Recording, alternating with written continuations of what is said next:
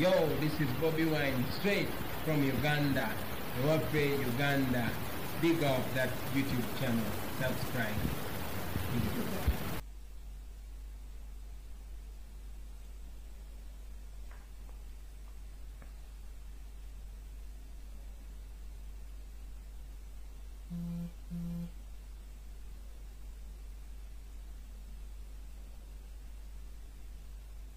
Embasa makala chika kamoko kwa ensonga nti nina byenkyanonya ano ku simu yange lwakuba ndowooza beddo bambolozi gambuza njagala nessala y'omuntu gye yampadde wano naye ndowooza simanyi essala ya muwala ya mukyalo ono simanyi essala eri ludda bannange munansonyiwa naye kyaginoonya wano kubanja tutandike n'essaala tuyoke tugende maaso. Alright, essaala ngifunye nga sinatandika program wadde obbaboozaako njagala ntwala omukisa guno okutandika n'okusaba program eno nga nsaba Mukama atukulembere mu ssaala eno ey'omwana ayagala struggle omwana omuto mu myaka asobodde otuwa essaala njala mugiwulize tulyoke tutandike bulungi buli omu owembeko wooli osobole okuwuliza essaala eno ey'omwana omuto ayagala enkyukakyuka ate nga naye alaba ensinga bw'etambula. Essaala eno etambula bw'eti: Mukama nkusaba owulize essaala y'omwana ono nga asabira ne Uganda wepo n'abakulembeze bafunemu okutegeera n'okumanya ki ekirina okukolebwa.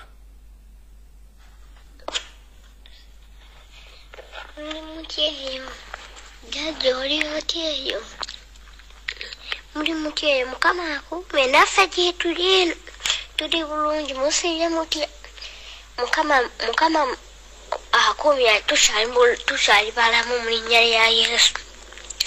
Mukama afaayo Mukama era naffe gye tuli eno Mukama atukumye nga tukyali balamu Mukama. Tisha waffe oli otya oli bulungi Mukama akuwe ekisa Mukama akume era akuseeko obukuumi bwe.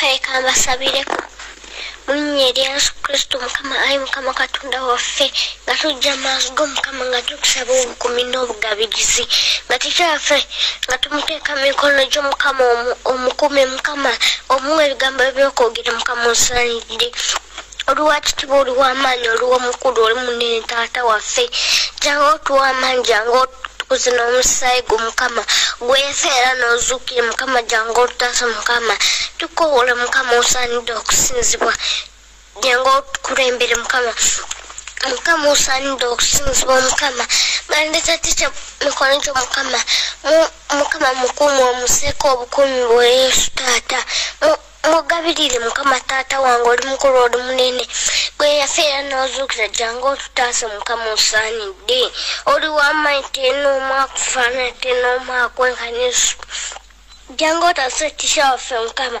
omuseeko obukumi n'obugabirizi Mukama bamalayika gyeri emugulu bamuwambaatire ekisa kyo kimuwambaatire obukumi omuwambaatire Yesu osaanidde okusinzibwa osaanidde okutendeza Mukama gwe yafeera n'ozuukira Mukama muwa ekisa kyo Mukama muwa obukuumi bwo Mukama tomuganya ndwadde zonna kumutuukako Mukama omukuumi Mukama omuwa amaanyi osaanidde okusinzibwa osaanidde okutendezebwa Mukama taata oli mukulu Mukama nga tubanyika musaayi gwa Yesu yonna gyali Mukama muwa ekisa Mukama mukuumi Mukama yonna gyagenda okolera Mukama omukulembeze bulungi Mukama osaanidde okusinzibwa osaanidde okutendezebwa Mukama gwe yafeera n'ozuukira osaanidde okusinzibwa Mukama oli mukulu tenoomu akufaanana tenoomu akwenkana Yesu taata wange jangu otutaase otukuwe Mukama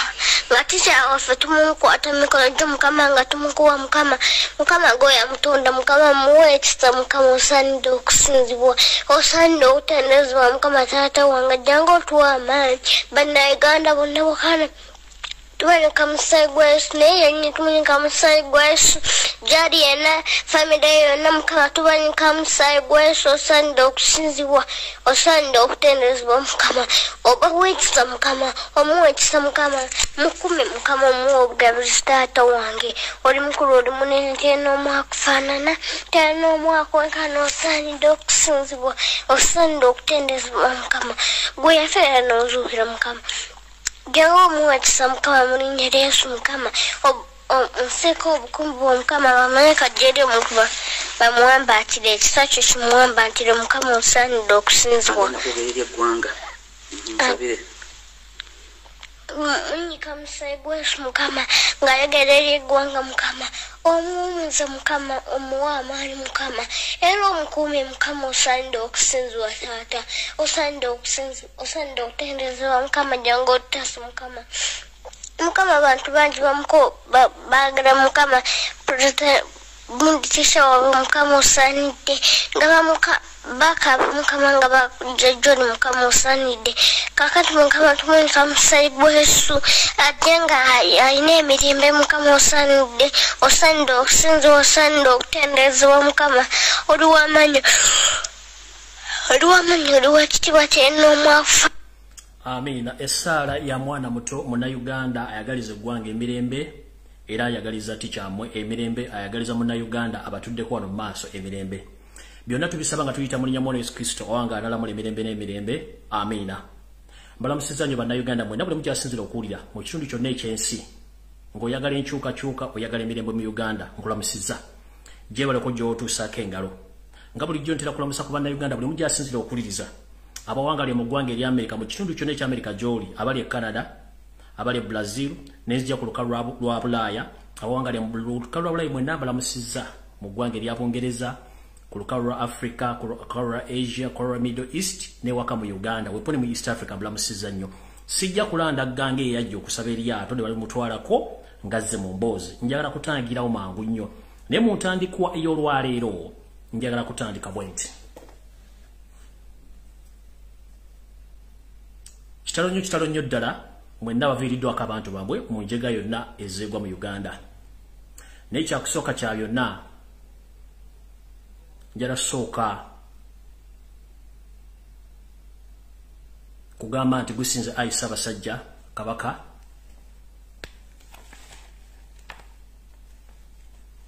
ekyokusalira kwa Namasole Margaret Nagawa Siwoza yaseeredde ennaku 2 mabega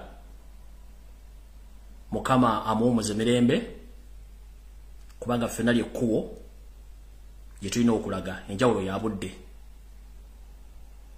Ssaabasajja gusinze naye Namasole Mukama akuwumuze mirembe byonna ebyakusobako Mukama bikusonyiwe ateekewo minzaani wakati w'ebirungi by'olesenga okoledde eggwanga ne Buganda n'okulera Ssaabasajja Kabaka omutuusa waali Namasole Nakabutuzi eyambutuza oyamuleka n'olyoka okwasaganya Ssaabasajja okumutuusa w'omulese Mukama akuwumuze mirembe mukowere erimu era nga lyakusaasira mu bbanga lye mbadde nga ndi emabega w'emitayimbwa emikono gitawumira muwemba oba ntungo njala kusooka okutwala okusaasira kwange eri ekkanisa y'Abasodokisi bonna ewangaala ne Lamula mu nsi yonna naye eno nsinzidde mu Uganda olw'okuviirwako kitaffe mu Katonda Yona Lwanga kitalo nnyo ddala bafamire y'omugenzi Yona Lwanga Mukama bagumye olw'ensonga nti naffe era kyekiseera nti enjawulo ya budde nti atuwa obulamu atera yabutwala naye ogenza otya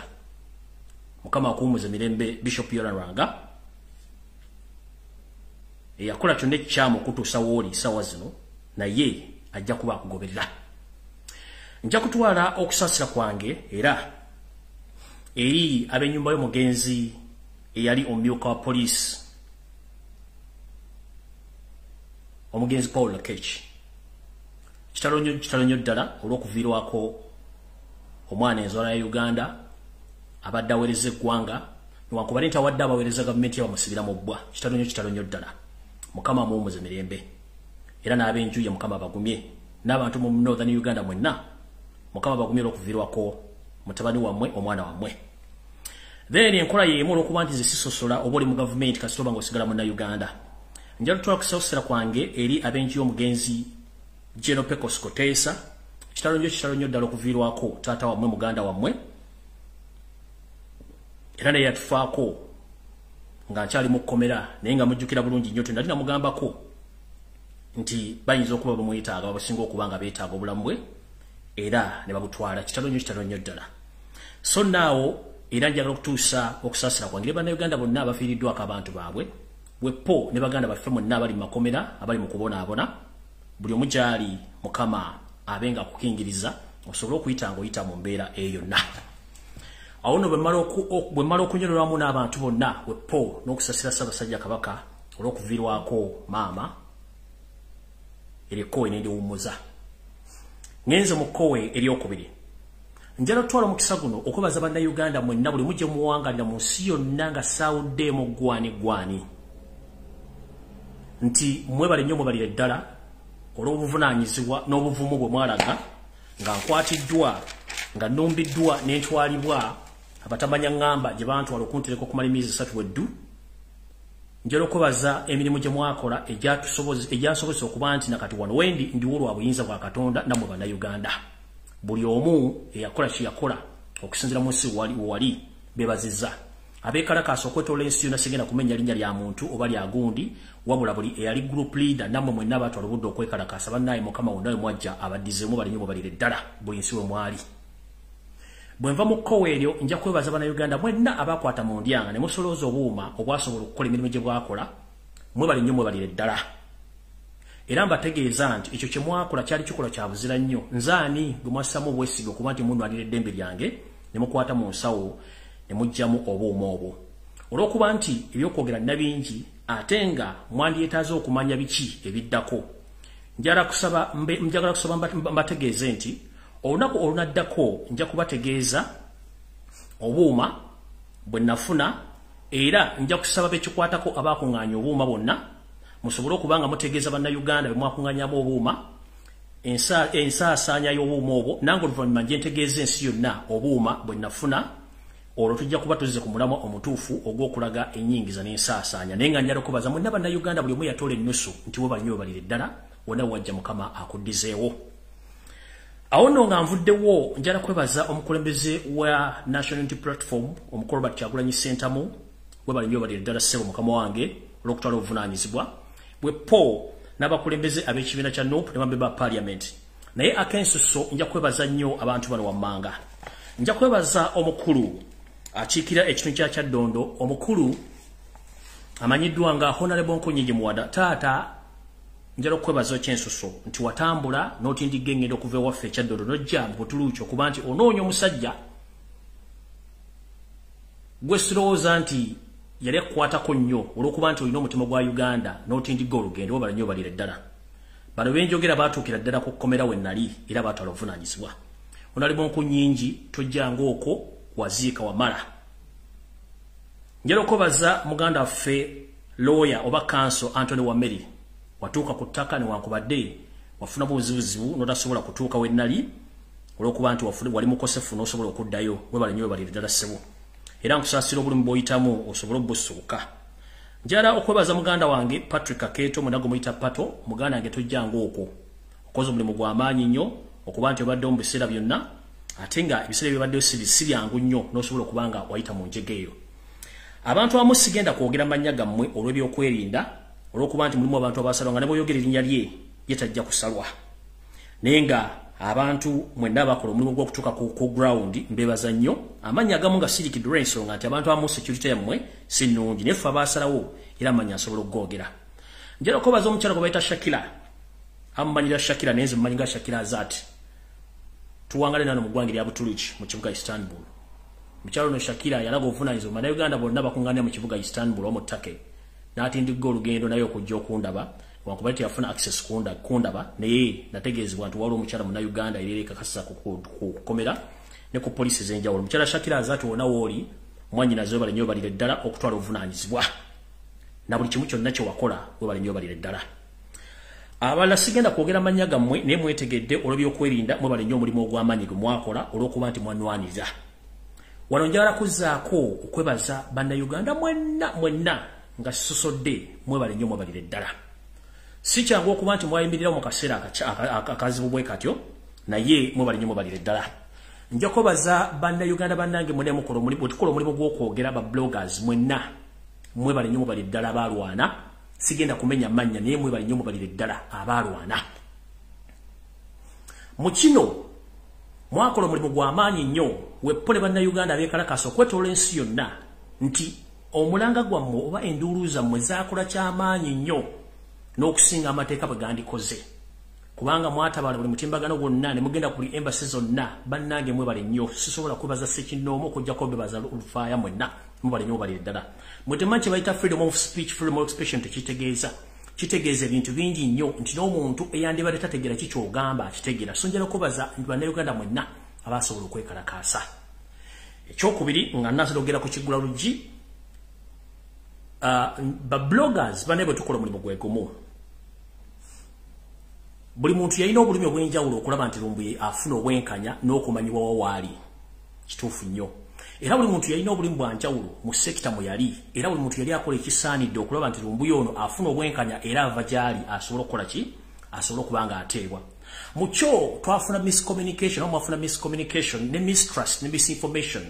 Ebintu bisatu byaleeta obuzibu. Ba bloggers baganda bange mwenna abavaayo ne mutandika okulima empindi ku bannayuganda abamu abaalaga obwetaavu mu kuba nti baali bannoonya bwe baali bantadde nti njagala obbasaba bannaaye bwe mubanga mugenda okutandika okulwana oba okuvuma omuntu yenna musookanga ne mwetegereza omuntu gwe musalako ebigambo. Njagala bagamba nti ebigambo bye mwayogera byali bingi nnyo olw'okuba nti twali mu bulumi ffenna nga mulumibwa n'ebigambo ebimu tebyali bituufu era abantu bwe mwakonjera. Njagala kubasaba nti bwe muba musobodde okudda mu bokisi omwe beetondere baali bantu batuufu n'omulimu baali bakola mutuufu. Lwakuba nti waliwo miscommunication ne mistrust mu kibiina mu nkola ey'okunoonya Lumbuye. Naye nga njagala obbategeeza nti abantu abo tebalina musango, mwafuna bufunyi miscommunication, misinformation ne mistrust. Era ba bloggers bannaye mwenna mbasaba n'obuwombeefu nti tukole ekintu kye kimu olw'okuba nti tuli ffenna bannayuganda twagala enkulaakulana twagala enkyukakyuka. Buli muntu nsaba eyakola ensobi n'avuma omuntu gwe yavuma ku lwange bannaye nsaba buli omwasonyiwa munne kubanga tuli bantu tusobya. Kuba nkimanyi abantu bangi nnyo baavumibwa olw'okuba nze olw'okuba ani naye obutakkanya bubeerawo naye tubumalawo tutya. Obutakkanya bubeerawo tubumalawo tutya. Tulina kuteesa na kumanya kyekituufu. Tugamba nti obulimba bukeera nnyo naye amazima ge gasooka mu maaso bwe kitabo kiri. Obulimba bwali bungi mu kukwatibwa kwange wa bizibu byange naye ate amazima ne gavaayo ate gakyavaayo. Mu ekyo ngenda kusala mbagambe nti buli muntu yenna eyafuna information enkyamu ne mutandika ne mwevuma ne mukola muti abannaye nsaba mu nsonyi okubanga yalinze yaleeta obuzibu naye ng'ekintu kiri nti ba bloggers bannaye mwene bwe tukola omulimu gw'okwogerera eggwanga n'okwagala enkyukakyuka twetegereze nga tetunnagenda ku kintu kyonna kuwalampa muntu kumwogerako bigambo bikyamu kikolwa kikyamu nnyo. Eryo nno kuwanga ndivuddemu nga nfundikira njagala kugamba bwe nti ebigambo bingi ebyayogerwa okwetoola ensi yonna mu gavumenti ya wakati mu bantu abakolera gavumenti ba bloggers abakolera gavumenti abaali beekwese nti bakolera enkyukakyuka kumbe nabo bambega bantu bangi nnyo n'abali gyali mikwano gyange abayogera ebigambo bingi. Ekyo si kyekizibu. Ekizibu kiriwo ekiti nze nno sina muntu gwe ngenda kulumba adde okuvuma wadde okunenya. Ndi munnayuganda ayagala enkyukakyuka ey'emirembe atagenda vuma muntu wadde okulumba omuntu n'omu. Oba wanjogerako ekibi kyonna Mukama akuwa omukisa. Oba wankonjera ekibi kyonna Mukama akuwa omukisa. Oba wayogera ekigambo ekitakwatagana ng'empale za Mukama oyo Yosefu tabasire mutano wa Kalekyezi Mukama akuwa omukisa. Ekyo si kizibu kyange. Ekizibu kyange kiri nti mwenna mulina ekirwadde ekyabayingiramu kye bayita Yosefu tabayisirwa mutabani wa Kalekyezi syndrome. Sisobola kunenya kubere bloga kubere munnamawulire kubere TV. I can't blame you. The only person whom I'm going to blame is Yosefu Tabayisirwa, the son of Kalekyezi. Is becoming infectious to all Ugandans, whereby he bribes each and every person so that they can forget about their nation. So sigenda baninya ngenda kunya Museveni kyekirwadde ekingide buli muna Uganda yenna omwerabiza okwagala ensi ye. Era temusubira nti bloga bwengenda okulumba, temusubira nti TV gengenda okuvuma, temusubira nti namawulire gengenda okuvuma, oba omuntu yenna eyajogera kibi no obuzibu sibwammwe. Ekizibu ekirwadde kye bayita Yosef Tabasira mutano wakalekezi kye kirwadde ekirumbi banda Uganda mwenna. Ekirwadde kijja genda nga tufunye gundi, tufunye jabu yacho, tujikube ekirwadde kive mujja sigala tuli banda Uganda tugenda sigala omufeka. Naye kye kirwadde nga kikoze eki kigenze kati sina gwengenda kunenya okujjako bagamba nti mulowooze emirundi ebiri ensi Uganda etusinga ffenna. Nange kenyini ensi Uganda ensinga. Museveni ensi kusinga, TV zo mu Uganda ensi basinga. Abatusookawo singa bakolanga bitukola sinye ensi teriiwo. Kale no Rachel mwendaba na Uganda sina gwengenda kunenya eyakola ensobi eyasasulibwa ovumera ombuye okole buli kimu ekikyamu. Mukama akocho singo okwagala nerowooza nnyo nga tonnava mu nsi yo. Obusente obubakuwa ze zimu ku ssente z'omuwomusolo ezisasulibwa. N'olw'ensonga eyo sigenda banenya ngenda kunenya omuntu waku Museveni kyekizibu kya Uganda. So si bloga, si bannamawulire, si aba social media oba bannayuganda basekinoomu. Ekizibu kya Museveni yendwadde eri mu bannayuganda ebatuusizza okuba tebakyasobola kwerowooleza okujjako okulowooza nti buli mwaka atemu ekyo kyakola ki ekyanguwa. So ekyo bwe ngenda okikomya. Ngenze ku kigula lugi kyaleero. Era mbatumiddeko mwe n'abadde bamisinga ekigula lugi nti nkomye obuto okubaweereza era ekigula lugi ngenda kibawa buli lunaku oba buli lunaku lwabasobodde okujjibwa amawulire. Ntandise bwe nti ekigula lugi kyaleero. Nga bulijjo bwe ngamba Yosef Tabasira mutano wakalekezi nti wandikola ekintu okulumya omuntu n'owunzika ng'oyambe muyambe ekkiriza enswasweta yanula yerege engalabi. Mukulu okoze fujjo lingi nnyo mu Uganda. Naye tugamba nti enkima gyekoma okulinnya omuti gyekoma okwolesa obwerere bwayo oba buli maawa. Mukulu ekigambo ky'okutta bannayuganda n'okubuzaabuza okuwa amawulire amafu kikyamu nnyo.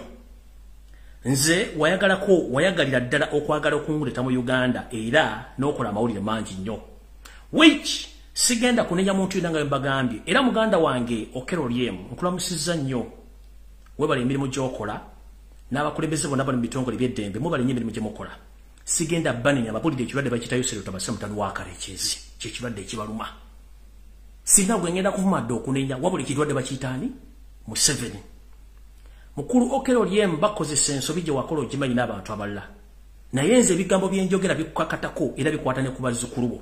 Museveni kye kizibu kya Uganda era kye kiba ekizibu.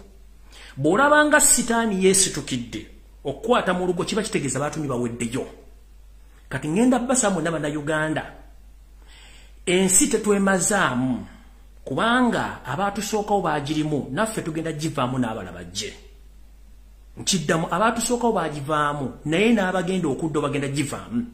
So saagala Museveni agenda okuvaawo enkya atwawukanye ffe bannayuganda kubanga tukyaliwo nnyo abaana baffe we bali. Mwe munaalowooza nti okulya obusente obusiddiiki kyekigenda okutwala kyekigenda okwongeza eggwanga mu maaso kikyamu. So Museveni njagala kugamba ekigambo kimu. Ensengeri gy'ogitwalamu okutta abantu gwe wandirowooza nti oli wakitalo nnyo nga gwe olowooza naye twali tulabye abanene emirembe engalo. Mukulu abantu abali bategeera wafudde abasiru. Mukulu abantu be twatulowooza nti bategeera ate kati bategeera. Gwe kennyini weefudde nti otegeera ate naye nga totegeererako ddala. Nze njagala kugamba ekigambo kimu wantuusa gye natuuka naye ate olina kye wankolera ky'otamanyi. Nkiddamu wantuusa gye wantuusa naye olina kye wankolera ky'otamanyi. Njagala kugamba nti nze nga nze Lumbuye Chemical ali sikutya sina munnayuganda gwe ntya nga njogera amazima kuba kinkakatako mu constitution ya Uganda okwogera amazima. Oba oyagala oba toyagala results z'obwenzi tuzirabira mu kufunisa lubuto mukazi kufuna siriimu na birwadde bya bukaba gye mukolera ebintu byammwe ffe tetubaayo naye ate bidda mu public. Kitegeeza nti omukazi bw'agenda ne bamuwasa n'afuna obufumbo obutukuvu ekiva mu kikola omusawo gy'atabaluba lubuto agenda okuzaalisa omwana oyo abeera omusawo naye tabeera nga mukola ebintu ebyo. Naffe Museveni bw'oba okola ebintu by'okutulugunya abantu n'okubuzaabuza banaga tetubeerayo naye bidda ate bijja kufuluma. Nze okukwatibwa kwange kwalaga Uganda ne bannayuganda ebintu bye mbadde mbagambira ebbanga erino omusajja afugidde eggwanga ku bulimba mpaka nakati abatakyakkiriza nti obulimba we buli. Mujja tegeera nti omusajja gwe muliko Yoseri tibahabulwa lutabayisirwa mutabani wa kalekezi nsanga bisibe nsi yaleeta muzeyizedde. bwe ngamba nsanga bisibe yasanga enseeteredde buli kimu nga weekiri n'abyonna n'abisula n'abiddusa nsi yaleeta talinaako ntandiko wadde enkomerero wadde address bwe gubayita nsi yaleeta mukulu nsi yaleeta Yoseeri Tibahabulwa Lutabayisirwa mutano wa Karekyezi nsanga bisibe muzeyizedde weewumuzeeko okoze fujjo lingi ku bannayuganda but with the time we will pay heavily.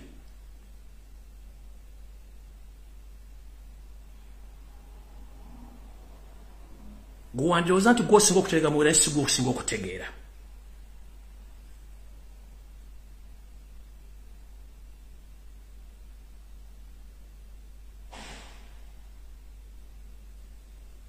Era ekigula lugi nkifundikidde nga nkutegeeza.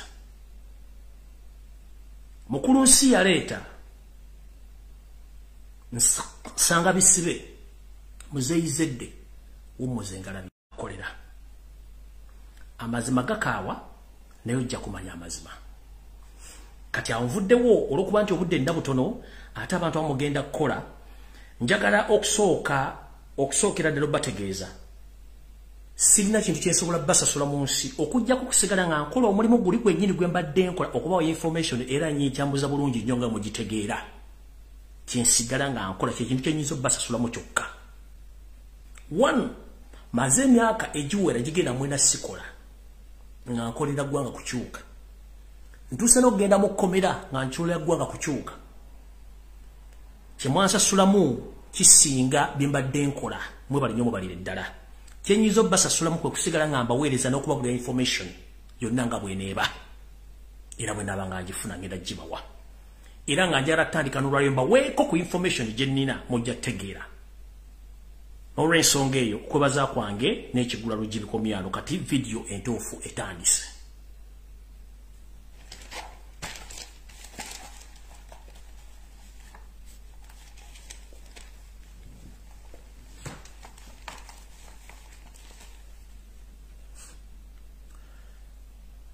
Abagala okumanya bwe nakwatibwa ejja kuba story endala era njagibwa mu butuufu bwayo. Essaawa zino olw'okuba nti tukyali mu kooti ebintu bikyatambula nga mumanyi mateeka nti omusango togwogerako nga gukyali mu kooti. Na wano bwe kiri era ekyo kyo mbasuubiza nja kugubawa era mbabuulira engeri gye bankwatamu na buli kimu. Naye mbagambye buli muntu yenna eyankolako effujjo nga Munnayuganda munnange sigenda kuvuma sina kye ngenda kukola. Ensi ejja balamuza kisa. Nze gwe mpalana era gwe mmanyi nti yakola ebintu bino Yosefu Tabasira mutano wa Karekyezi. Naye babbulaaza mmwe ne basisita mwekuba emitima. Tunuulire ensi Uganda n'ensi endala ezigyetoolodde olyoka olumbe Lumbuye omutumba ekyoyagala omuvume otuuke n'okumulyamu olukwe. Tunuulire ensi Uganda kyekikulu. Ntandise bwenti.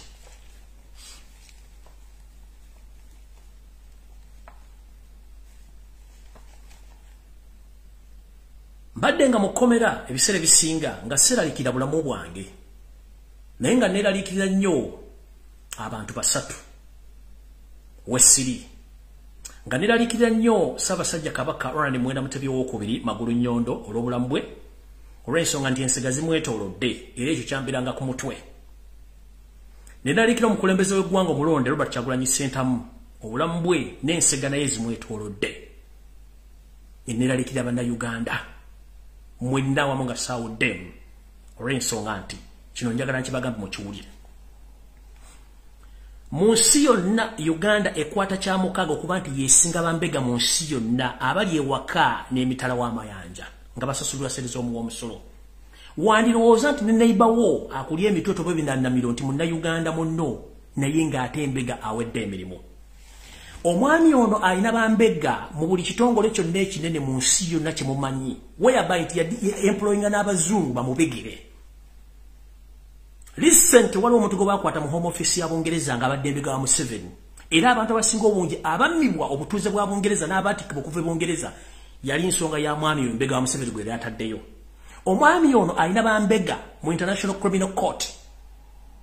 Omwami ono alina bambega mu UN nga n'omu ku bambega abakulu ye mukyala Winnie Lyanyima n'abantu abalala baliyo abakulu muluza tebakugunavu mu parliament ya Bungereza ayinamu bambega abamukolera bye yasasula ebizimbe amiri bye yaleka amaze okusasula mu ggwanga erya Amerika ali abambega abali ku street banna Uganda omuli abakazi n'abasajja ababega abatambuza kanyo kawulire era nga banna Uganda bafunye obuzibu mu mawanga ga Afrika tomala mu East Africa tomala mu Uganda kye kizibu nnyo ye namba mu 7 mu kuba nti alina bambega abangi mu nsi yonna naye nga abantu bano tebabega on behalf of the benefits of Ugandans.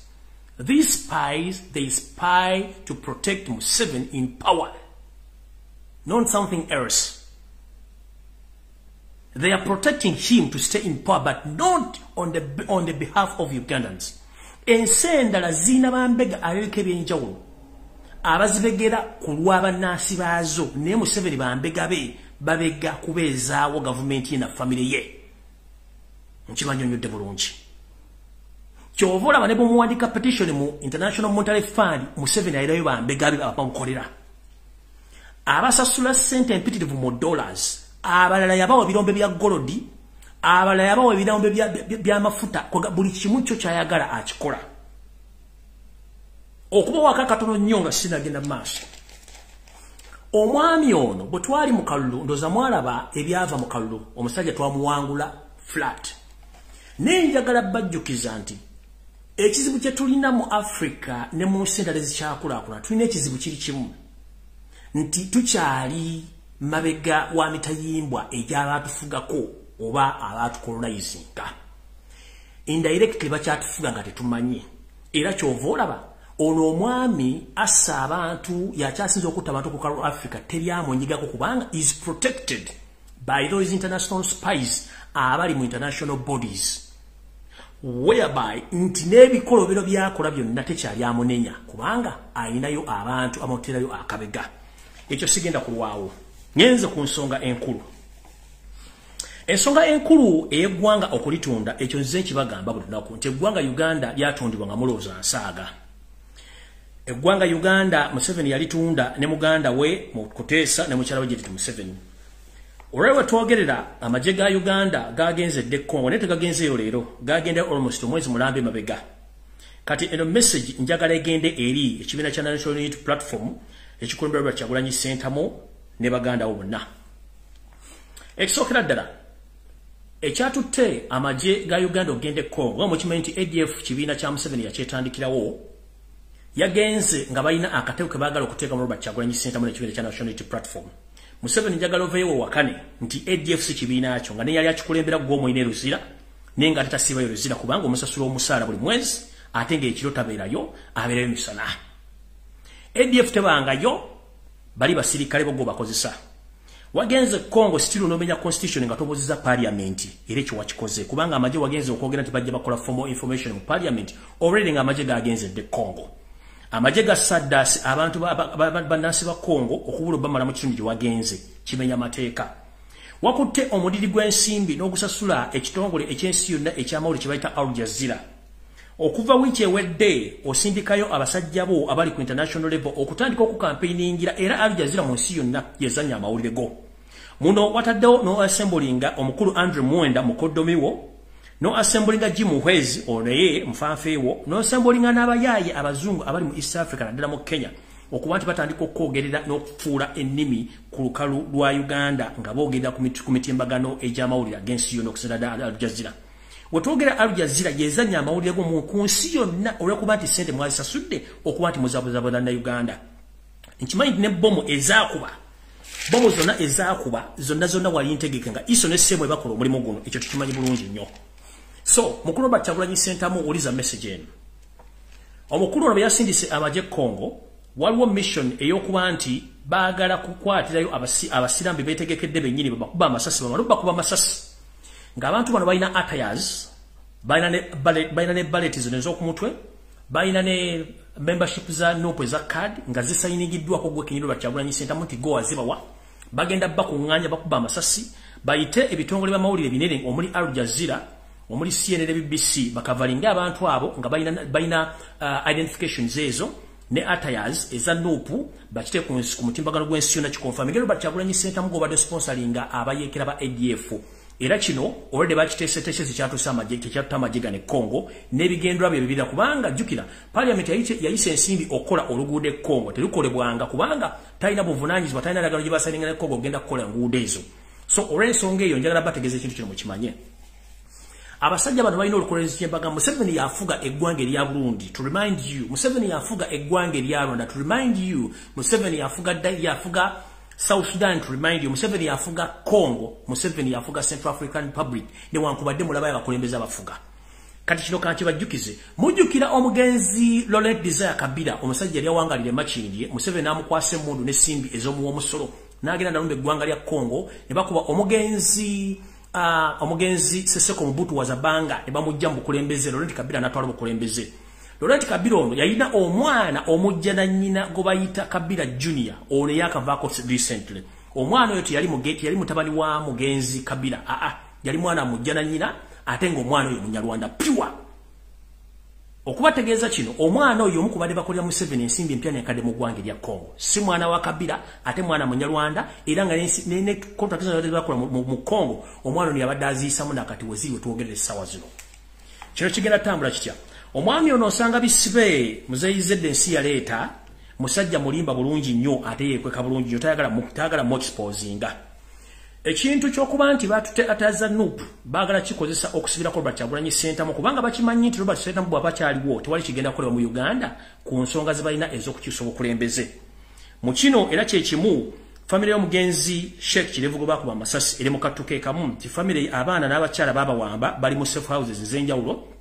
nekinasabye okumanya bali mu safe house ye Makindye mu military barracks bali mu batulugunya n'okubakiriza okwogera nti Sheikh Kirevu era kwagala Robert Kyagulanyi Ssentamu era Robert Kyagulanyi Ssentamu yajjanga mu maka ga Sheikh Kirevu ne babako embozi bayisinganya n'ensimbi olw'okuba nti nga Museveni bamukyala agambe nti Sheikh Kirevu yalina enkolagana Robert Kyagulanyi Ssentamu era nga n'ensimbi ezimu ezaddukanyanga emirimu gya ADF Kyagulanyi yazireetanga naye omukyalo olwo n'abaana bakyakalambidde so omuwani muwulira ebintu ng'ebyo temwewuunya nti biki ebibaddewo ebinaava e Congo mujja biwulira buli kintu kyonna ekyekwasibwako nti mulabye omuntu nga bamukutte oba bamuttise ng'alina kaadi ya nuupu n'ebyambalo bya nuupu temubuuza ani abirimu SSMY n'ekitongole eky'amagye ekya Museveni kimukuumira ekya SFC so yensonga eyatutte omukulu Museveni wansi mu Congo ayagala kujja results eziraga Robert Kyagulanyi Ssentamu yabadde adumbira ekibinja kya ADF in disguise ninga akimanyi bulungi nnyo nti yekennyini yali babega wa kintu kino ago gawedde ngenze kumalala twade tuli awo nga muwulira amawulire nti China yatutte ekisawe kino baali bakitwala dda naye nga batyabuti kwogera nti China atwala ekisawe kino naye nga China tetwalanga kisawe kino kyokka ku ndagaano Museveni ze yasayininga nabagamba nti abantu bano tebasomanga mulowooza nsaaga kya bulijjo mu mateeka nti eggwanga bwe baligenda okwewola ensimbi bayita mu kakiiko ak'ebyenfuna mu paliamenti ne bateekayo okusaba kwabwe paliamenti n'ekukkiriza ne kulyoka kusiteekebwa mu bitongole by'enjawulo by'ensi yonna ne balyoka basaba omusimbi Yosef Tabasira mutano wa Karekyezi muzeyizedde ensanga bisibe ensi yaleeta yasituka ne muganda we Samu Kuteesa wepone mukyala we Janet Kemba bazibombi ne bagenda mu ggwanga lya China ne basayininga endagaano ezitunda ebyamaguzi n'ebyobugagga bya Uganda abantu basatu nga tebategeeza ku paliamenti bo ne basayininga endagaano mu kisinga okusesa era ekikwasa ennaku omwami ono nsanga bisibe ensi yaleeta atamanyiddwako nsibuko ye muzeyizedde Yosef Tabasira mutano wa Karekyezi endagaano ze yasayininga ezimu zaali mu luzungu bazivunudde n'endala ezitavunulwa mu luzungu nga ziri mu China ate nga ziri mu bugambo butono nnyo bagenda okumala okwekkanya endagaano zino ze basayininga nga n'ebintu balina okuwaayo biyitirivu nnyo ku ssente ze babawola olw'okuba nti ssente bo lwazifuna ne bazikolamu ebyabwe endagaano ekomawo baluma bagenda okwetegereza endagaano givunula nga balina bingi nnyo ebyokuwaayo mu kisooka mwalimu ekisawo ky'entebe kyo kigenda mukkirize oba mugaane mukulu Makerere University nayo kwegenda okugendera mukkirize mugaane NAKACWA nayo eyinza okugendera kusinziira ku baana abasajja be baagala Kyambogo University nayo eyinza okugenderako Jinja Dam Power Station nayo egenda kugenderako Kaluma Power Station nayo egenda kugenderako Lake Victoria eno baali bagiwaayo dda era najje ne bagamba nti Lake Victoria okulemba ne bannayuganda badde bavubavumu n'amaato nga n'ebinnyanja bavuba bina address biraga mu kitegeere nti ennyanja eno yali yagenda dda nga bo baagiwaayo dda mu bintu ebyo birina okuba mu bintu ebirala bigenda okugenda kamba jjukize mu bintu ebirala ogenda bye bino wano wammanga nga baagala okuza ssente zaabwe leko Victoria njibagambye Entebbe Airport njibagambye Kaluma Falls Kaluma Dam njibagambye ekisinga okusesa nno abaami bano abachina bajinguwongu changuwongu baagala border posts B ezisinga okuyingiza ssente mu Uganda border post kuno kuliko obusiya kuliko ne maraba nayo kweri border bazaagala zikontrolinga okuba nti omusolo gwonna oguyingizibwa mu ggwanga nga guva ku borders ebbiri baagala ogukontrolinga mukiwulidde bulungi n'ebitundu ebirala baagala ettaka ly'ekayunga nenga possible baagala Bbaale baagala ne Karamojja okuba nti okumalayo ensimbi zaabwe mu ndagaano ezasooka baasayininga emyaka 5 ne bagenda okwetegereza ng'emyaka giri 17 emyaka 15 gye balina okuba nti bali kavalinga ssente zaabwe yensonga lwaki ebintu bino Museveni byamutabuseeko nga tasobola bitegera essawa zino olw'ensonga nti yeekubya mizimu kati mwabagala okuprovinga information egyembawa nti n'ekiri Karamojja kifumba mituko njagala balaga ebintu bino olwaleero bukyanga lubanga lwa Mindi Karamojja ebyaddala yalumbibwa wala Bakaramojja bali mu kufa tebabalya ssente nti wali Omukaramojja ali mirembe 1 babatwalira amagye tanka enyonyi babajjako mundu kyokkanga bukyanga Uganda ebeerawo Abakaramojja badenga babeera ne mundu zaabwe ne balunda ente zaabwe ennaku zino bassa Bakaramojja abayitirivu nga bayita ndi bayeekera abadde bategeka obuyeekera mu Karamojja okubalaga nti bano bagenze ku ruutinga Karamojja jeni tebamuwa minisitule ya Karamojja ogenda okunoonya ebirombe bya zaabu n'amayinja ag'omuwendo gwe tuyita mabo gali mu bitundu ki omulimu n'agukola n'amala ne bateekayo ba investor okubba amayinja gano n'okubba ebintu by'abantu we twogera Abakaramojja ente zaabwe Museveni n'ababbi be balala bazibbi bazimazeeyo nga ne video gye nasembye okufuna information eraga bweti bano abasajja okumanya si babbi balwadde ente z'Abakaramojja zonna bazimazeewo zizo bazigo amagye ga UPDF gatwala ente z'abasajja Abakaramojja zizo UPDF ate nga balalo bennyini bali mu UPDF mumutunde mulabe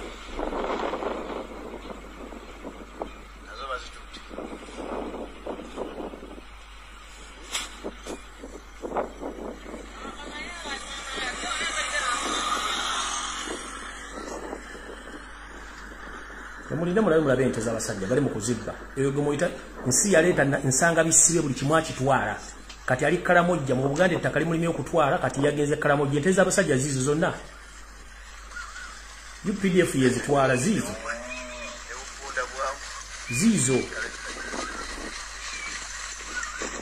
eyo SFC yetwala ente z'Abakaramojja gaago magendo za Mugalaba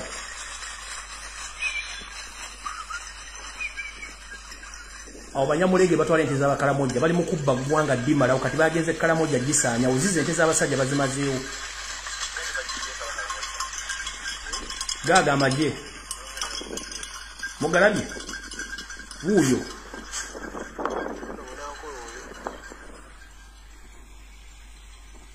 ezente ziri awo kati Karamojja waliyo kituyita mabo amayinja ag'ebbeeyi era nga tasobola gakyamako nago gaagano bagasimba bagatwala bagateeka mu container ne gatambula ensi yonna ne bagenda bagatunda kyokka gavumenti erina kyemanyi gaago oyo mabo ali Karamojja era kabaka ono ng'amwagala nnyo olw'obuweereza bwe omuntu obwanga bamwagala kubanga yali aweereza kyokka kabaka buli lwe yatambulanga n'omumbo wuuno nga banyumya omuvubuka agamba kabaka ti kabaka teweemulugunyanga maaso ga Katonda buli ekikutuukako kiba kituufu kubanga Katonda takola nsobi buli kyaleeta mu bulamu bwo kiba kituufu era kiyamba ggwe n'olwekyo buli mbeera yonna gyebalise Mukama oba masiga oba ssanyu sigala nga weebasa Katonda kabaka n'atunuulira omuvubuka ono nga bwe batambula ne banyuma ekyo kyamugamba buli mbeera yonna kabaka weebase Katonda kyokka lumu baali bagenze ku ttale nga bayigga enjiri nejja enjiri y'embise y'omusiko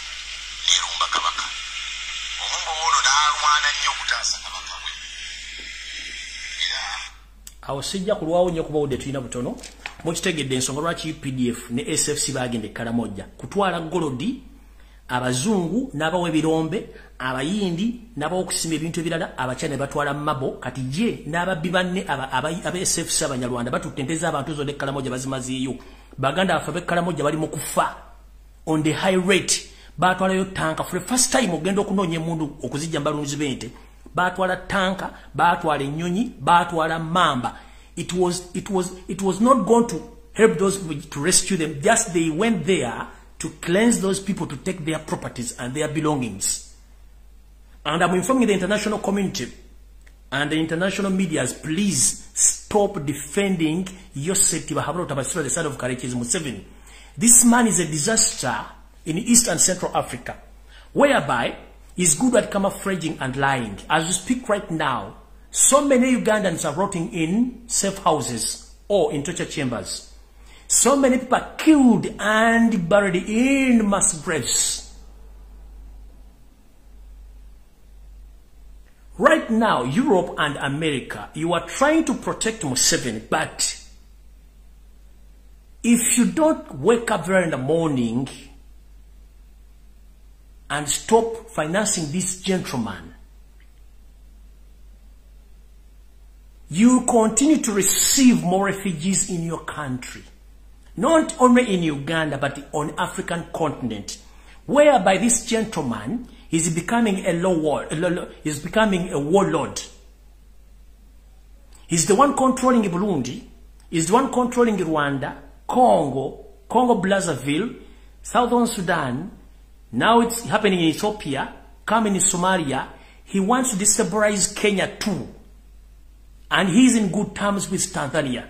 So, I'm encouraging the international community, please, with a humble request, stop financing Museveni.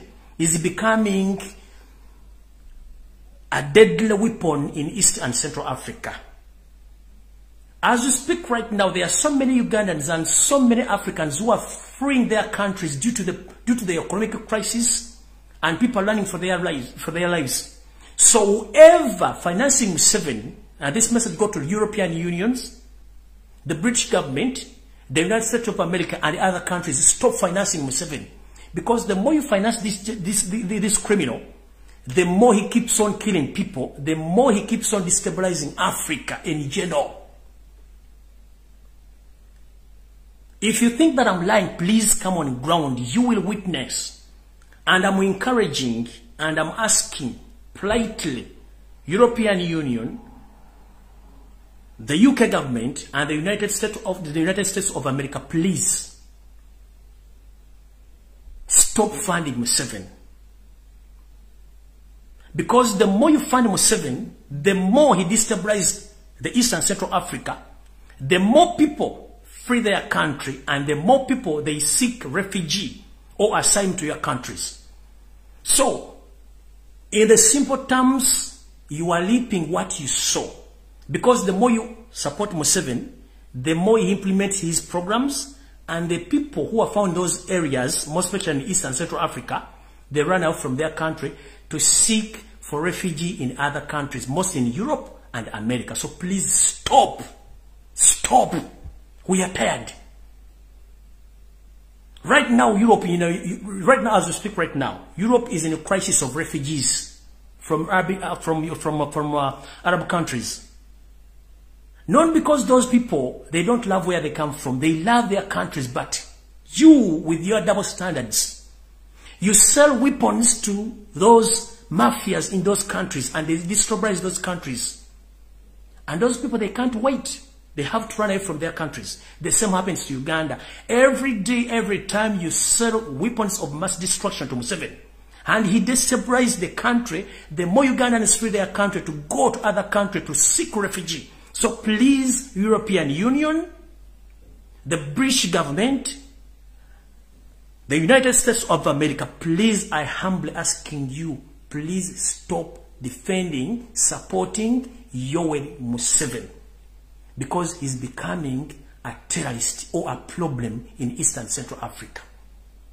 And if you don't stop him, don't regret for the outcomes, because from him, he doesn't care the outcomes. He's free to do each and everything because he knows he deployed so many spies in international bodies like in UN, IMF, International Criminal Court. This gentleman, I think, is among the people who have the biggest number of spies on international levels. That's why so many Ugandans abroad, they are dying of poison. because he had deployed a lot of those people. He spends more money in destabilizing East Africa. Right now, I'm talking about East Africa, but soon or later, if don't stop this gentleman, Africa is going to be messed up by this dictator, the bloodsucker. That is my message.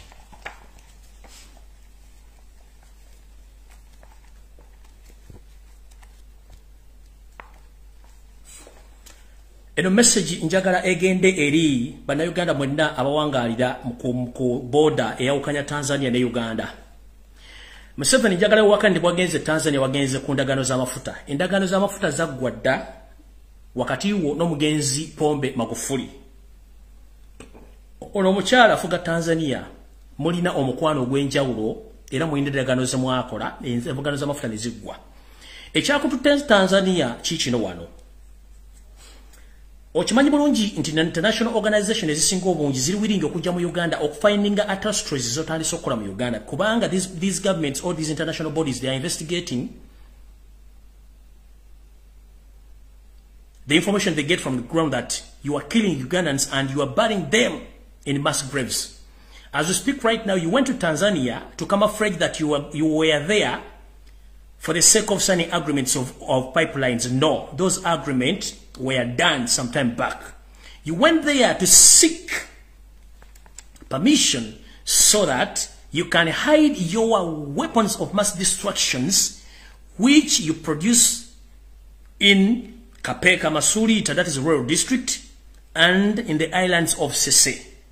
And as we speak right now, within 1 week from today, you are going to start packing all those weapons on lorry-owned vehicles and you transport them to Tanzania because you agreed with that madam who's living in Tanzania right now to keep for you those weapons to hide the international community the truth that you are manufacturing and you are having weapons of mass destruction.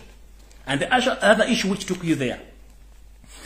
From my reliable information, I was informed that the second request you made or you asked from that leader of Tanzania as we speak right now,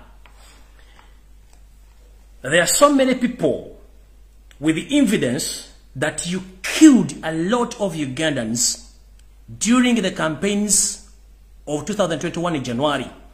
And the young people from different parts of Uganda were killed and buried in mass graves, but most especially in Buganda region, in central region.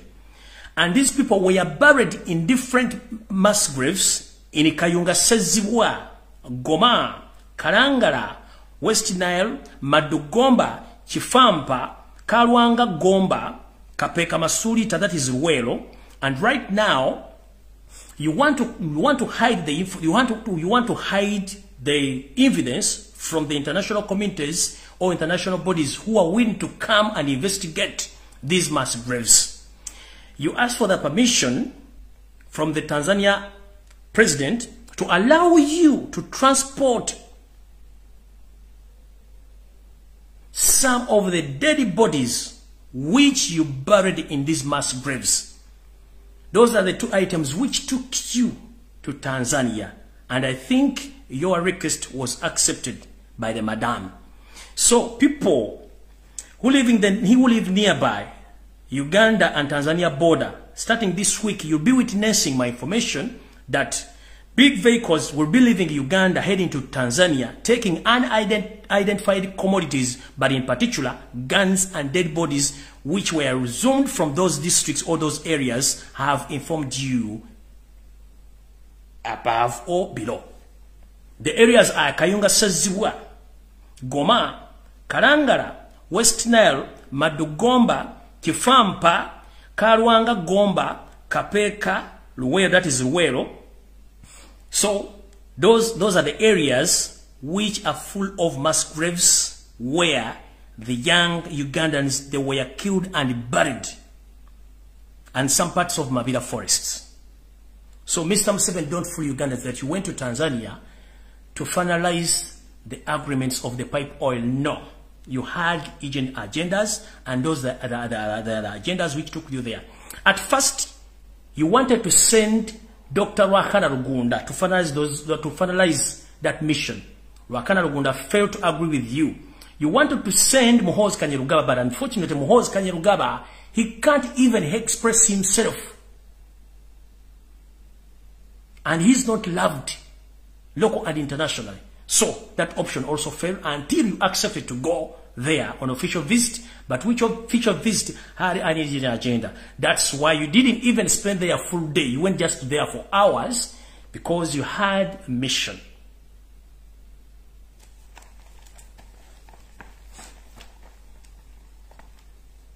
Security alerts.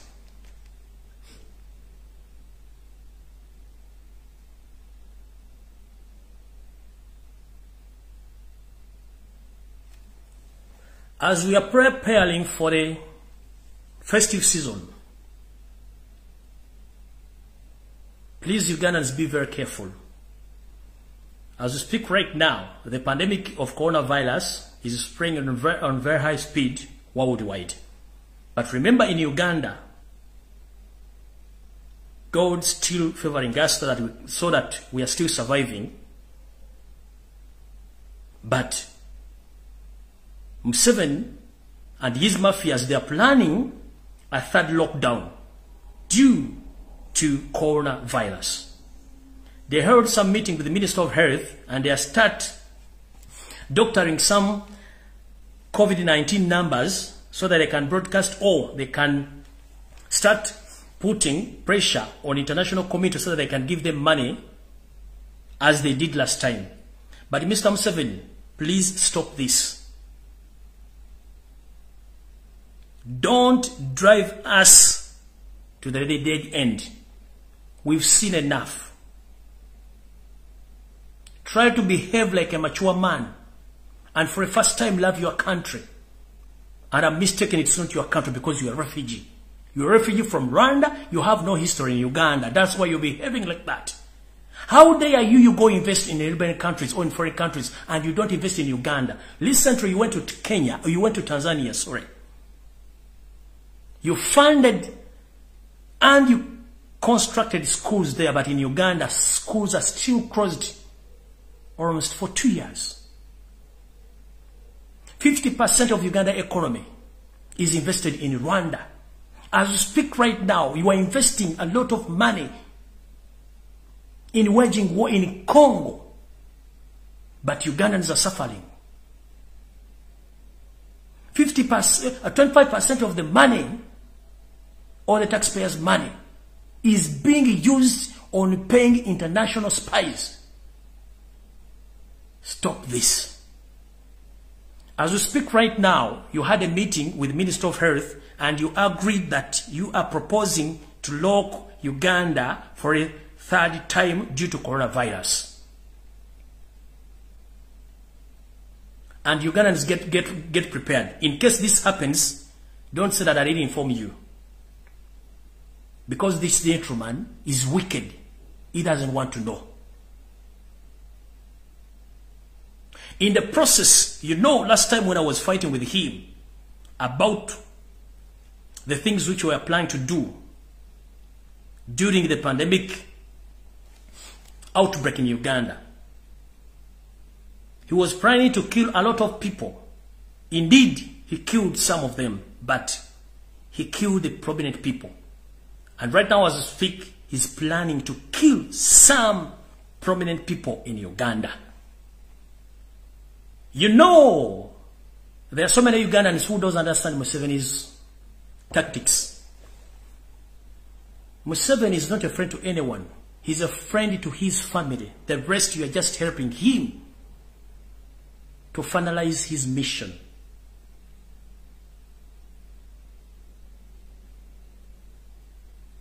Even if he gives you a lot of money, at the end of the day, he's going to finish you. As we speak right now, Mr. Peter Elrelu, you were given orders 5 years back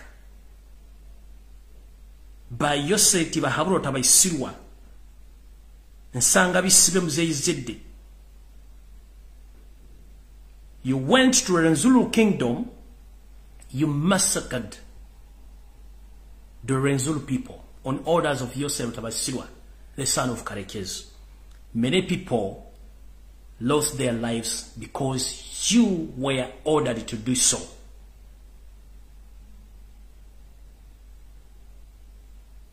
You went on praising yourself and praising the man who gave you orders. You know that you wanted by an international criminal court, but before you be wanted by a criminal court, there is a mission of finishing you. Mr. Peter Erelu, I told you that I'm a Ugandan who doesn't care whether you support Museveni or you're supporting any animal, you're supporting Noop or you're supporting what. No. I care about all Ugandans. And if I get information about you, I'll inform you and deal with it. Mr. Peter Erelu, Museveni held a meeting last 3 days and they agreed that Peter Erelu, you know much and you are becoming a problem and you might be a witness somehow, somewhere when Museveni is overthrown or Museveni will be questioned about the catastrophes he committed in Uganda. So, among the people who will be questioned where did they get the orders, it's you, Peter Erelu. So, be very careful if it is easy or if it is possible. I think you can leave Uganda with immediate effect because you are the next in the target. I told you Museveni uses people and at the end he dumps them. From dumping them, he eliminates them. So now Peter Erelu, you are among the people who are on the assassination list. Be aware.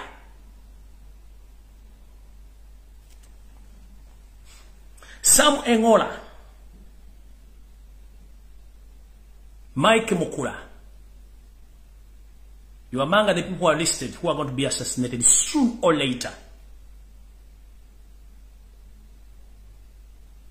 Be aware.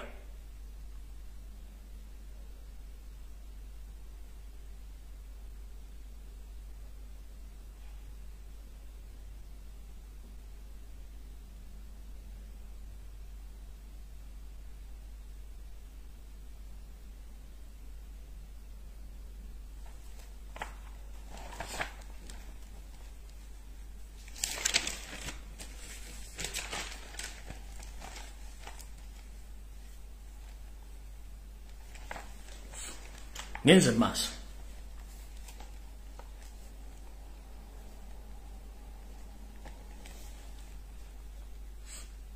Mwenanga mukimanyi nti omwami ono Yosef Mutabasirwa mutano wa Karekezi yekennyini ebintu byakola tebikiriziganya na mateeka ga Uganda.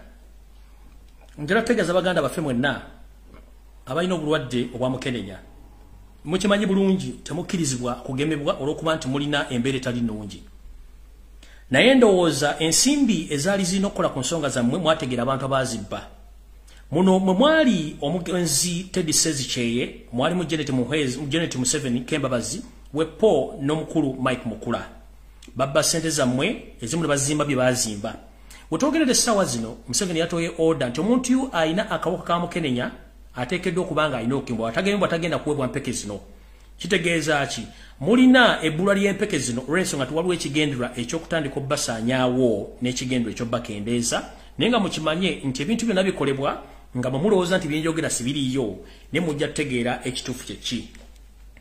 Mbagambye omwami ono Muhwezi ne Janet Wepo ne Mike Mukula babba ensimbi ezo. Mujjukire nti n'omwami eyabawako obuzuulizi eyali munnamawulire gwe bayitanga Teddy Sezikyeye, onono yattibwa oluvannyuma lw'okuba nti yasibwako mu kkomera Luzira n'amala n'ayimbulwa. Oluvannyuma n'attibwa abakozi ba state aba ISO abamutomera ku boda nga Ddewe era n'attibwa oyo n'aggyibwawo. Mike Mukula nkugambye omanyi bingi nnyo ebikumanyisa ebingi ennyo wadde oli wa NRM Misimeyo Gusime Vice President waawa kugambye oli ku assassination list. Ekyo nkikugambye kibeera nange okitegeera.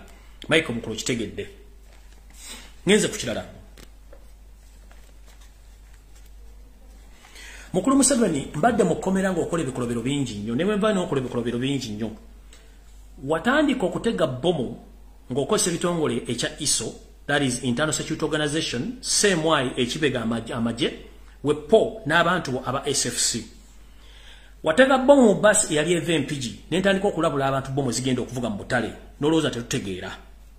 Abantu baakola kye tuyita analysis ku bombo zonna ezaavuga baani abaazitega zaategukukola zitya obutambi mwabukola butya ne bukyusa buli kimu nga mwagala ogende Congo kubanga mukimanyi 1 Museveni okimanyi tolina kyayina ssente gy'olina okujja ssente kwegende Congo okubba ebyobugagga kyekyo kati kikutwala Congo naye nga ate olina n'olukula okufulayimenga Kyagulanyi Robert Ssentamu kati mukulu kankuswaza olwaleero omuvubuka gwe mwakozesa ogenda okutulisa bomu mu bus eyali eva mu bitundu eby'amaserengeta ga Uganda ngedde Kampala gwe mwawoza mbu yali mutujju era n'amanya mwagabwa mukulu njagala kuswaza nga n'enseeraba bomu eyakubira mu bus empigi omuvubuka oyo yali mukozi wa state era nga mukozi akola ne flying squad y'omu ku bavubuka abatrainingibwa bwe batraininga Kabalya Police Training School ono yali mu kibinja kya 7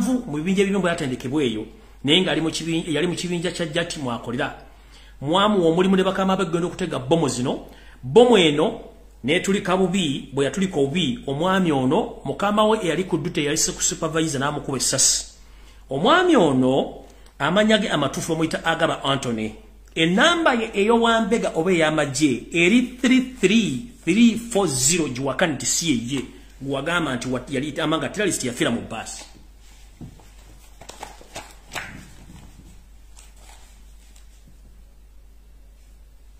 omwami eyabalukira mu bomu eyabalukira mu basi ya link empigi omwami amanyage ya Agaba Anthony enamba ye ey'amagye ey'owambega eri 33340 bomu yabaluka naye teyabaluka nga mwali mujagala omuvubuko ne mutusaako obuvune olwokuba mwate mwagala nsetegeere identification ye mukama we eyali ku duty n'amwekubira amasasi n'amutta mwene mugaa nti mwasse mutujju which is wrong.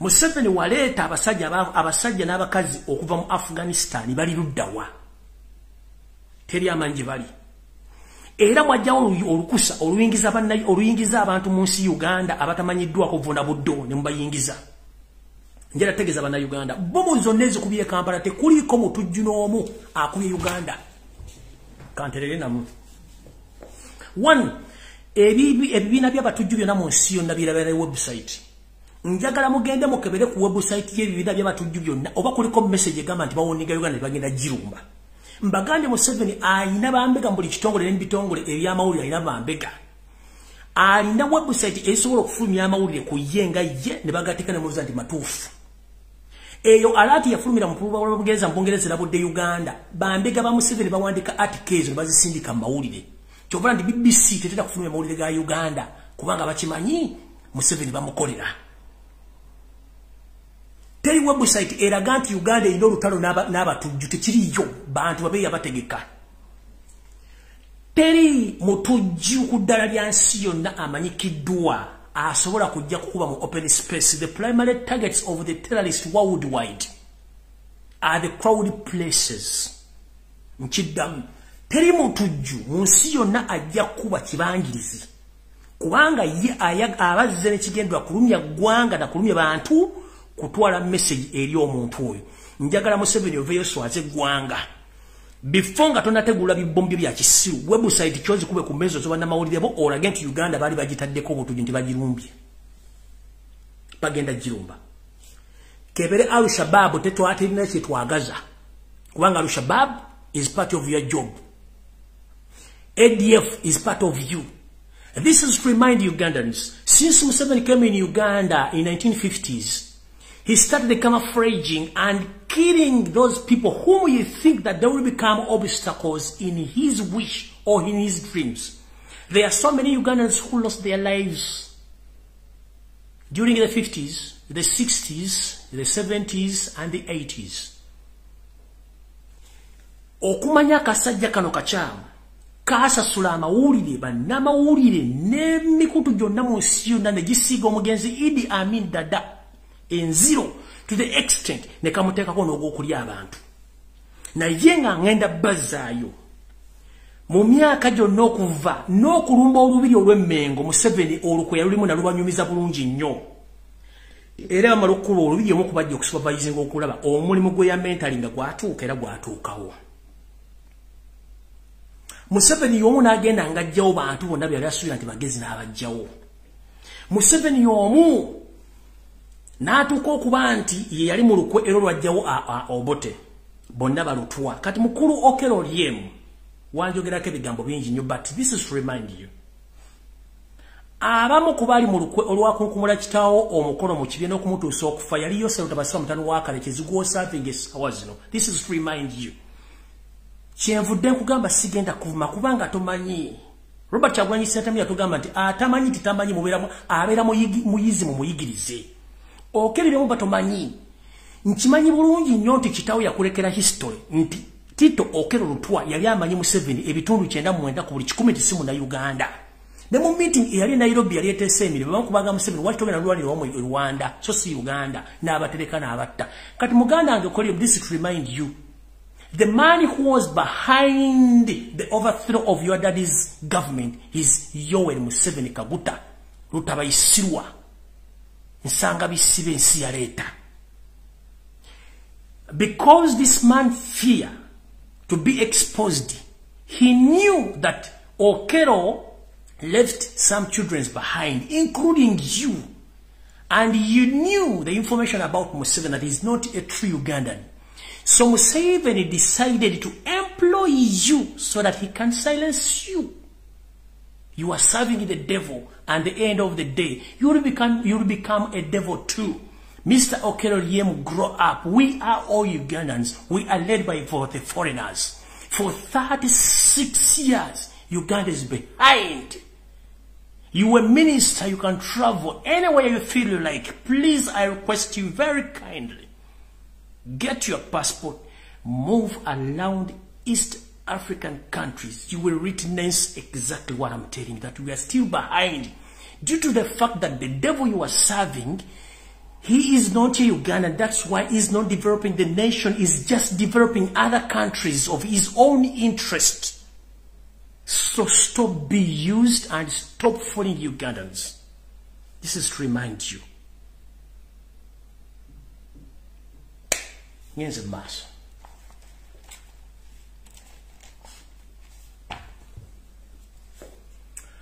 Bomu bomalo zikuba nga kyoyagala pressure kuyitiriddeko. Mbazayo ko emabega mu 1970 Museveni ne banne batandika ekibiina kye bayita Flonasa. Ekibiina kino kyajjanga kirwanyisa omugenzi Idi Amin nga bakola ebintu bino wammanga. Bajjanga ne batta abantu ba prominent figures, bannabyabufuzi, bannaddiini, okubba banka, n'okudestabilizing eggwanga, n'okubuza ebyetaagisibwa okwonoona gavumenti ya Amin. Bakikola bulungi nnyo nga batega ne bomu ze bakola olwaleero. Okutega bomu Museveni yakutandika mu 1970. Okutigumbula bannayuganda mu ngeri ey'okwekweka bakutandika mu 1980, 1960. Nakati okwefuula nti abantu balooza musimusi kubanga yatta n'awamba n'omulambo n'aguziika kubanga abayagala babuzaabuza. Yatandika okutega bomu nga wafronasa mu 1970 kubanga teyafuge kwa Kamini wadde wich n'agenda e Tanzania. Museveni mu 1980 n'akozesa ekibiina kya National Resistance Army ekyabayeekera. Ne batandika okutega bomu n'okudestabilizinga gavumenti ezaaliko n'okutta bannayuganda mu bitundu bya Luweero nakati bakyatta. Era nga bateganga bomu n'okubba banka nakati bakyakikola. Mu 1900 oba 2000 Museveni y'omu akozesa ebibiina bino wammanga kubanga yamanya bw'ataba na bibiina bino tagenda kukola. Ne yeeterawo ISO ekitali mu mateeka, SEMA tekiri mu mateeka, ne SFC tekiri mu mateeka. Bino ebibiina bino ebisatu bye by'abatujju. These three organizations, they are not anywhere in the constitution, but they feed on the taxpayers' money, and their duties is to stabilize Uganda so that Museveni can stay in power for long. And they are the responsible for the bombing of Uganda, or the bombing of the capital city. Not Al-Shabaab, not ADF. Remember, ADF also is owned by Museveni, and it's a registered entry in his mustard seed book of camouflaging. He is the one behind Connie Joseph, who terrorized the northern Uganda almost for 25 years. He's behind the late the late Alice Lakwena, who is not known, even his siblings or his family. They're nowhere to be seen. So don't joke with this gentleman. He's good at camouflaging.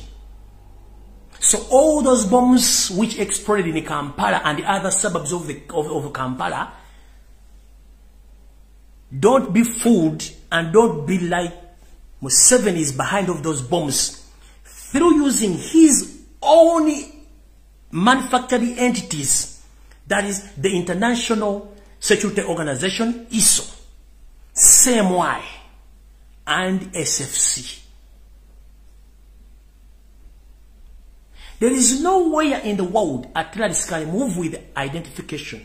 There is no anywhere in the world a terrorist can come and explode the bomb in the open space. Nowhere. Uganda, as a country, and in particular in Kampala, the capital city, is among the crowded cities in Eastern Central Africa. How dare you say that the terrorists went to the open spaces at the Kampala police station and the Parliament Avenue? How dare you lie to people? Tulina tax park, tulina malls, tulina ebisalo by'omupiira, tulina buli kimu n'ogamba omusajja yagenze n'akuba ku CPS nga nabe kugamba. People stop being fooled. Kati okulaga nti bano abasajja bafu. Mbabuulidde omusajja agent eyafiira mu boom, amanya ge ye agaba Anthony, force number eri 33340. Eye ntandikwa ya boom. Kati bwomanga ono agent yatukira mu bus. Bamutta supervisor yamutta ate kati bano. Nyenze maaso.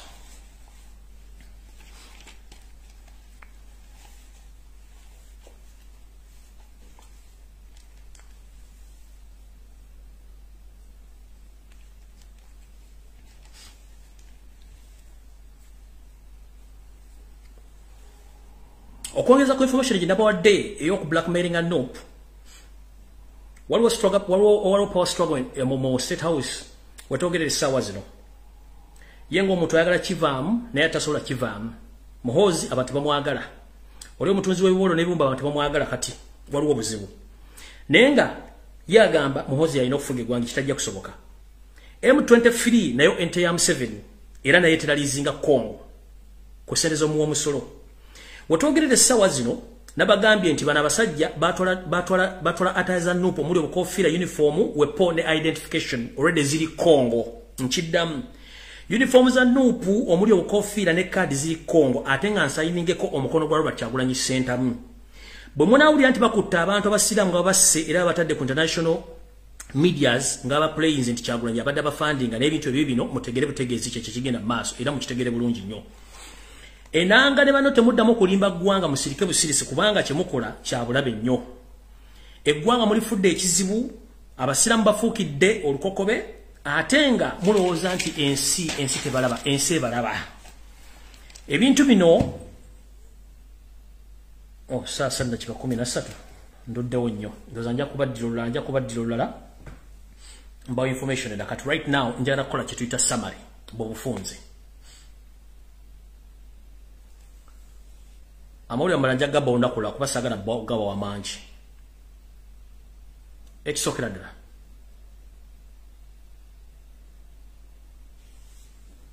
Njala kusaba n'obuwombeefu bannayuganda mwenna gye muli mu diaspora. Mulowooze nnyo ku nsi yammwe okulowooza ensimbi. Ensimbi tezirina kye zigenda tuyamba. Mulowooze nnyo ku baana bammwe bagenda okuddawo. Mulowooze nnyo nga tonnalya mu munno olukwe, lowooza nnyo. Singa ensi ezikulaakulanye gy'oli zaali zikola ebikolwa byemukola zandibadde bwe ziri. Ekyo ekisooka. Ekyokubiri, mulowooze nnyo ku bantu abatufuga nti si bannayuganda. Otuuka otya okunoonya n'okola olukunoonya lumbuye bamutte naye ng'omusajja akuwadde order si munnayuganda.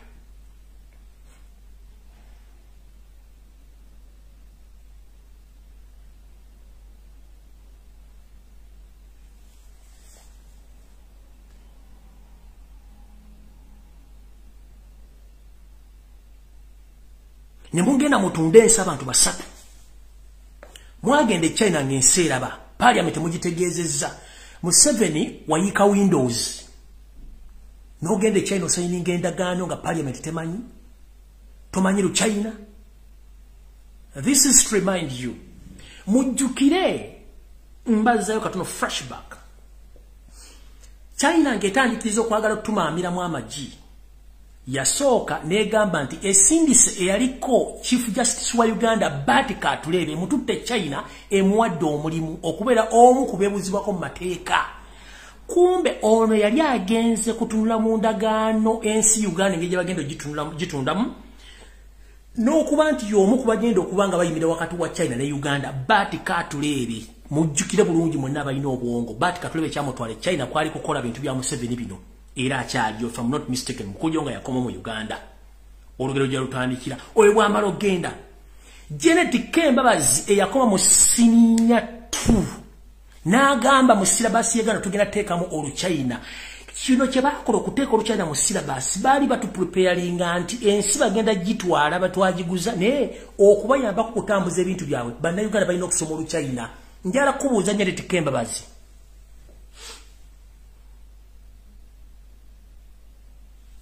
Nsi ki gye walola byeko ng'esomesa olulimi olugwira mu national syllabus y'ensi eyo nga temwalina kigendwa nti ensi mwagiwaayo. You knew exactly what you were doing. At first you sent the former Chief Justice Batika Tulebe to China to finalize all the agreements between Uganda and China to sell off our properties. Nobody knew about that. That gentleman who was employed by the China government on behalf of Yoweri Museveni as a blocker to sell that our nation. From there and then, your wife, Janet Kembabazi, she came out publicly, she told the Uganda National Education Examination Board that the Chinese language must be put in the syllabus, or must be taught in all levels in Uganda education system. Why? From then, you just away all Ugandan fishermen on Lake Victoria and other rivers in Uganda to pave a way for all Chinese to start fishing in specific areas. Nobody knew about that. You went on, you made agreements. Which agreement? 3 of you, Museveni, nothing he knows about the Chinese language. Sam Kutesa, the chief mafia, he knows nothing about the Chinese language. Janet Kataha, Museveni, the senior to drop out, you know nothing about Chinese language and about all those agreements. You didn't know what was hidden in those agreements. Right now, you are leaping what you saw because you didn't read the agreement properly. Oh, carefully.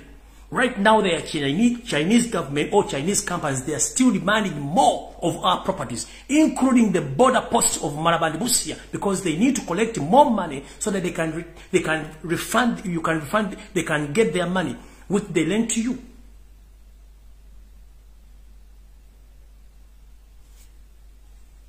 To prove you that Museveni, you were a good liar and a good camouflager, you went on telling the Chinese embassy and the Chinese government to write a document which clarifies that they are not the one in control of Entebbe International Airport. And you published that document on national medias in Uganda. It was a big lie. Entebbe Airport was sold off or was taken by the Chinese in the disguise of pretend that we don't know. We know. Kayunga soon is going. Maraba Post is going. Busia Post is going, and other parts or other financial sectors are still going to be handed to Chinese government.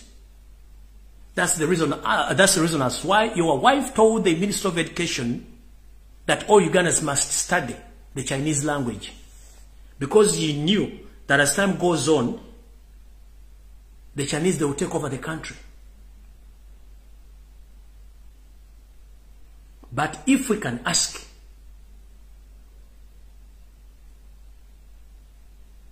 who authorized you to sign those agreements? And where is that money?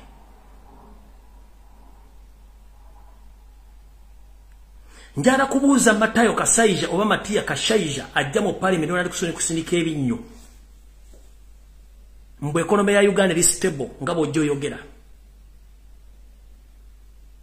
Nga ne ssente zisasula abakozi ba gavumenti eziriiwo.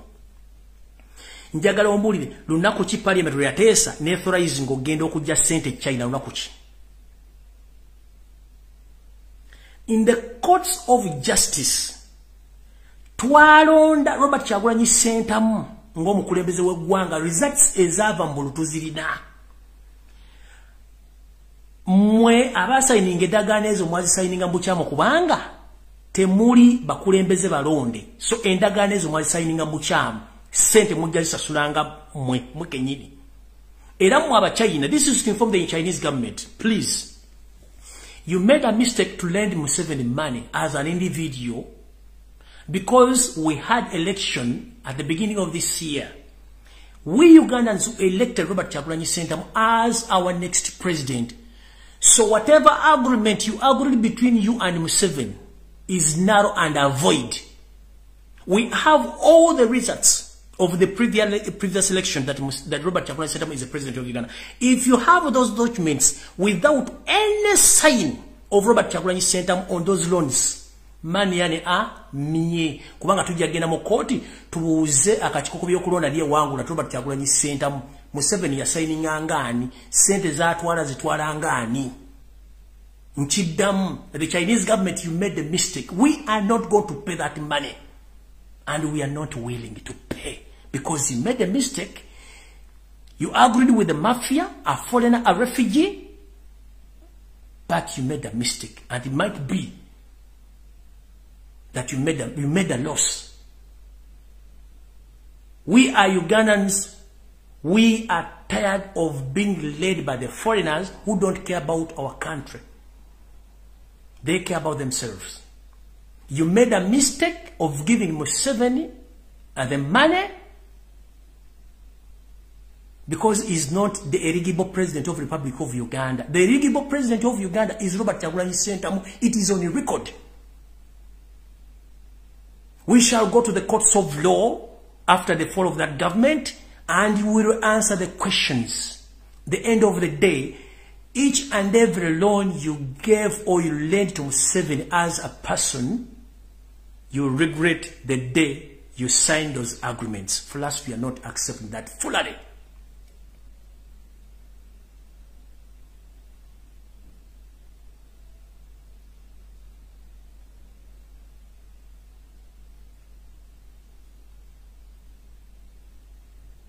Tetugenda kukkiriza eyo nonsense.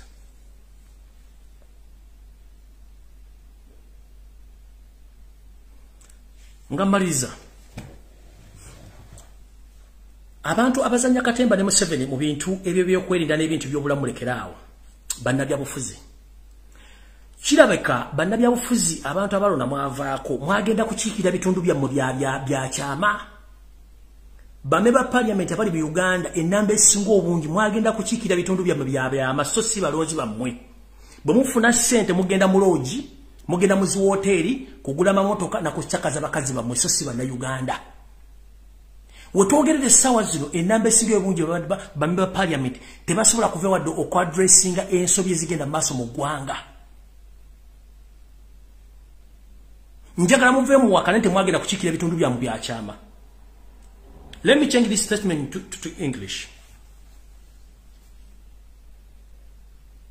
80% of all elected members of parliaments in Ugandan parliament, they have forgotten that they were elected by the people or their voters. They went there to represent their private parts and they are enjoying the taxpayers' money. There are so many lot of catastrophes which are taking place in Uganda, but nobody is talking because they were paid to keep quiet. You went there to represent your private parts and you are enjoying right now. There are so many Ugandans who are rotting in jail. The judicial system is corrupt. Police is corrupt. Everyone is corrupt. to the extent that Museveni, he had reached to the extent of corrupting even the families of those whom he had killed. As we speak right now, the late Sheikh Chirevu, his entire family is suffering in torture chambers. And the man is busy placing the family to accept that Sheikh Chirevu was a rebel leader and is affiliated to NUP. His young daughters, they were all left in those torture chambers, and I was informed.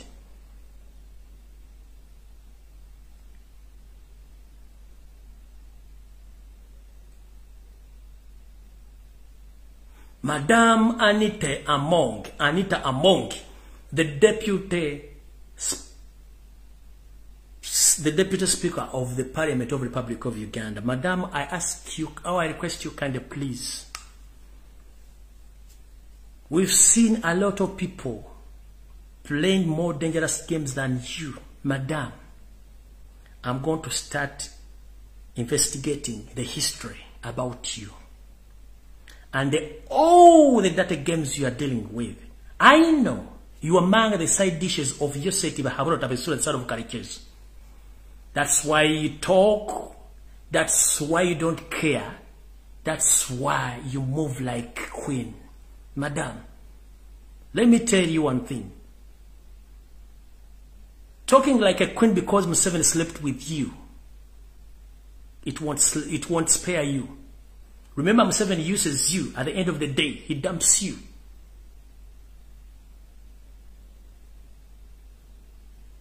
As we speak right now, you are a game changer, I know.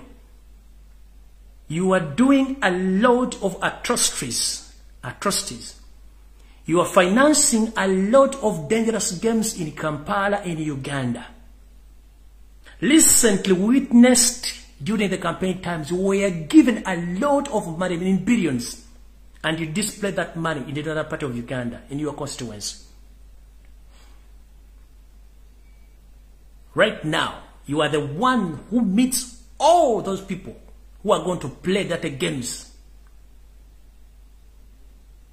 in Uganda.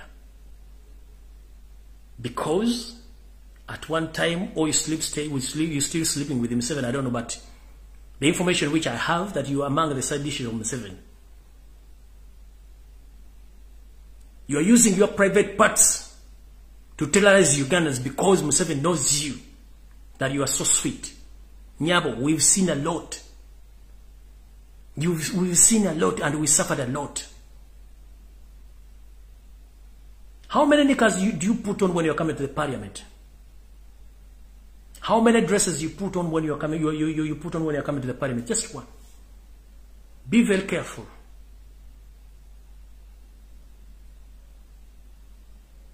Be very careful, Madame Anita Among, the Deputy Speaker.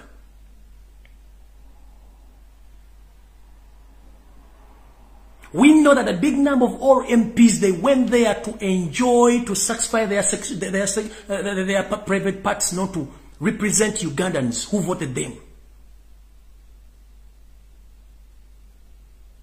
But this is the last warning. Ugandans are watching. And this message is dedicated to all NUP MPs who were bribed to keep quiet. Voters are watching.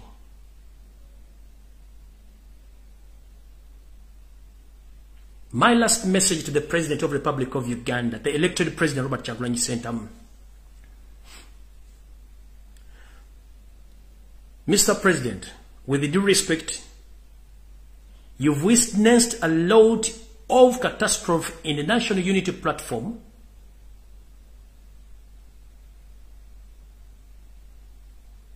Home and away.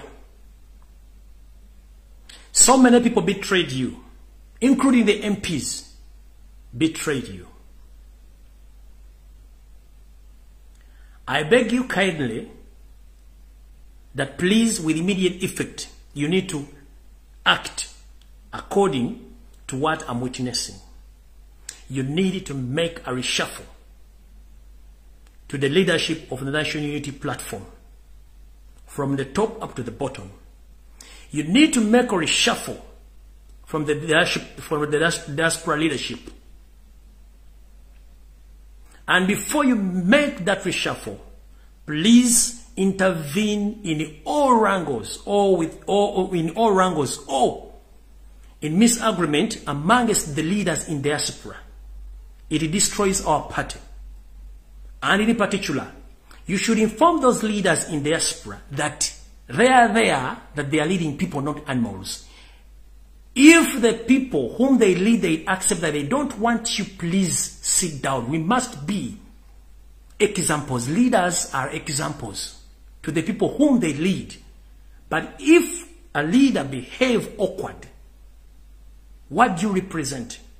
So, Mr. Robert Kyagulanyi Ssentamu, I beg you kindly, please reshuffle the leadership of National Unity Platform from the party up to the diaspora. Otherwise, we have a lot, and we've seen a lot.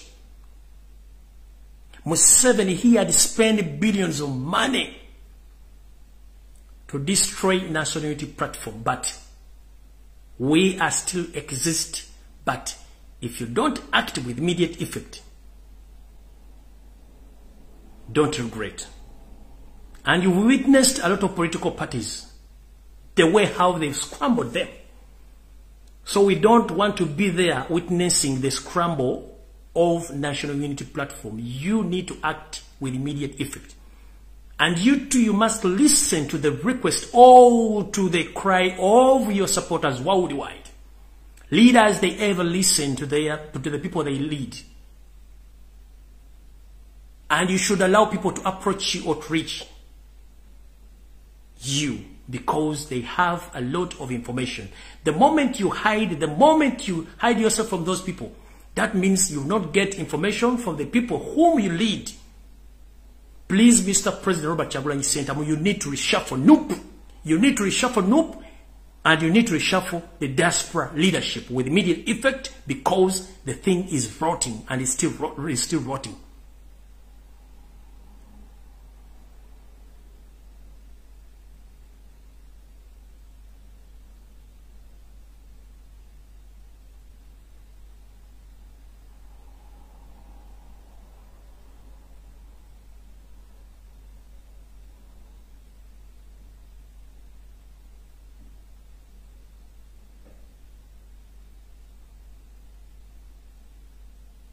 Tulina mbeba parliament abawera 50. Essaawa zino bandibadde bawandiika dda mu bitongole by'ensi yonna ng'abaana baffe bonna abavundira mu makomera baavaayo dda. No one is caring about those people. Nze I got a chance mwanwanira baasobola naye eri abaana batamanyikiddwa. This is what I'm talking about. There are so many unknown people who are suffering. But these members of parliament, they are quiet. And there are some people who are rotting in the jail who are there, helping them, blessing, looking for votes, who made campaign for them to be where they are right now, but they are quiet. Please, Mr. President, kusaba n'obuwombeefu ekibiina kya National Unity Platform kisaana kuddamu kuyuwa. Obukulembeze bwonna buyuwe. Bomaro buyuwa odemo diaspora na yojere. Bomaro jera kitegeeza Museveni oba omukubi omuggo.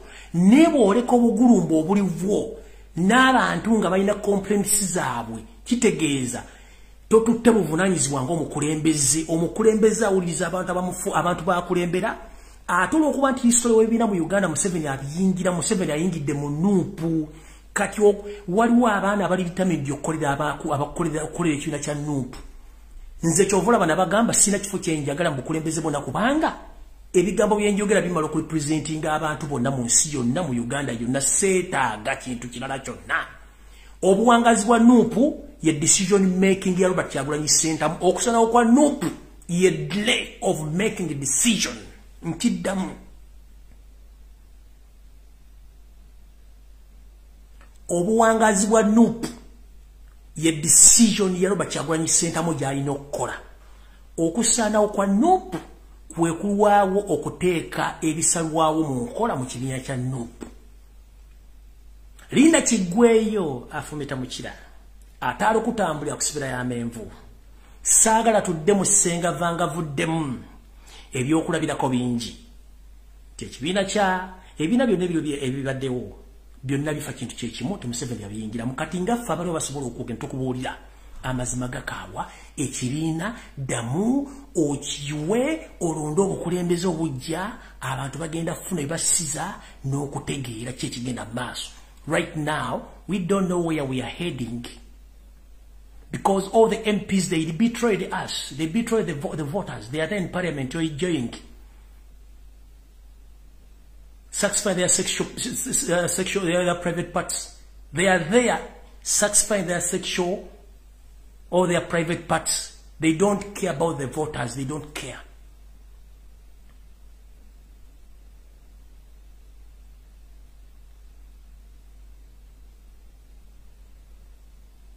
Mr. Robert Kyagulanyi Ssentamu, Mr. President, I humbly request you, please, decision making is the key factor. The more you delay to take action, the more the party is going to decline or is going to be scrambled by the dictator Museveni. He had spent billions of money. And the reason as to why NUP still exists, it's because NUP is loved by its supporters. And you should listen to the supporters. Let me tell you, there is no any party which can stay in place without supporters. It's good that you've witnessed the day you started the campaign, the day you went again to Mbare and the northern part of Uganda.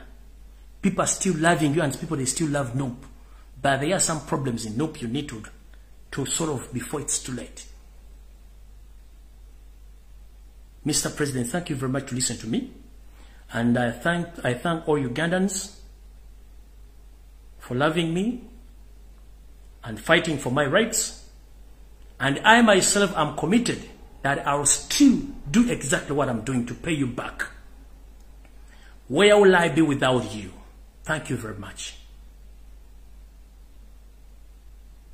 May God bless Ugandans. Stay blessed. I'm not fighting anyone, and I will not blame anyone. Even though some of them, they betrayed me, I don't care. I just keep on saying that you are not the problem. The problem is Museveni, who infiltrates you, who changed your minds from the real reality to dark side. But you should reset your mind before it's too late. We are all Ugandans. This man soon is going. We are going to stay together, no matter what. Soon Museveni is leaving the country. We Ugandans, we are going to stay there as Ugandans. There is no need of fighting each other. There is no need of blackmailing each other. There is no need of betraying each other. Although we have misunderstanding, but ever we must sit and we resolve these problems. Museveni is the problem of Uganda, not Robert Kyagulanyi Ssentamu, not me. We elected members of parliament to help us, but they have betrayed us. The man whom we fighting to get out of the country is organized. We must be organized too. If we divide ourselves, that means it's like we are supporting Museveni. The more we fight each other, it's like we are supporting Museveni. The man is in power for 36 years. Aina sente, alina mundu, alina makomera, alina buli kimu. Fabalwana abagalo mujja kati nga twelwanyisa tulina ki. We must come together to dissolving the problems of the differences of faith ate tufune ensonyi. Message esembayo abakulembeze ba NUP mufune ku nsonyi. twagala kubeera kyakulabirako ekisinga ebiina ebirala nti omukulembeze bw'ofuna ensonyi kitegeeza b'okulembera bagenda kutegeera nti oli mukulembeze ensi ezikulaakulana omuntu bamukomplainingako odde ebbali abalala ne batekinga over and so many times people in developed countries leaders, if their supporters or the people who elected them, they complain about them, they resign and they step aside and others takes over. But in Uganda, someone makes a mistake, he doesn't want to be informed that please you made the mistake. No. The only thing they do is just to make sure that he or she divides those people so that they can stay on. That system must stop, please. We must behave like mature people. I know mistakes are for human, but we must reserve and we must respect each other. Kino kibagamba. Akulembeze mwenna muwulire ku nsonyi. Bwe bagamba nti kino kikyamu kitegere kikyamu ate uliza akugambe. Atha bwe tutafuna kuswala kijja sigala nga twelwanyisa. Gwe tulwanyisa atudde. Ffe bamulwanyisa ate tweyuzaamu tebikola. Tulina kusigala nga tulwamu. Kyenvudde mbagambe sina gwe ngenda kuvuma kulwana oba kwogera mafuukule. It's up to them. Njagala ensi yange, njagala bannayuganda. Bambeereddewo nange no babeererawo. Ate kino nkikugamba mu 7. Njagala okiwulire. Era kino njagala kijja bannayuganda nga nfundikira. Katonda antaddewo okubeerawo yajja okunkuuma. Olunaku lwali yagala okuntwala ajja kuntwala. Sigenda kutirira nsi yange. This is my constitutional right to speak the truth. You've been lying to Ugandans almost for 50 years. You've been camouflaging. Nobody knew you. We are in the country. Even the people you lead, they don't know the real you. Recently, when I forced you, you came out. You tell the nation the true names of you that you are Tibahabwa. How dare you? For almost 36 years, nobody knew your real names, that you were Tibahabwa. And the people, all Ugandans kept quiet. Omusajja Tibahabwa. So that means that omusajja atufuga tetumumanyi. Museveni is the problem of Uganda, not Robert Kyagulanyi Center, not me, I'm not a problem.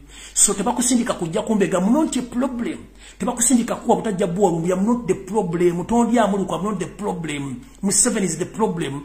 Museveni wakuwa utwango jabumpa budize umuwe, mwane muzukuru, so sins. I'm not the problem because I'm speaking the truth.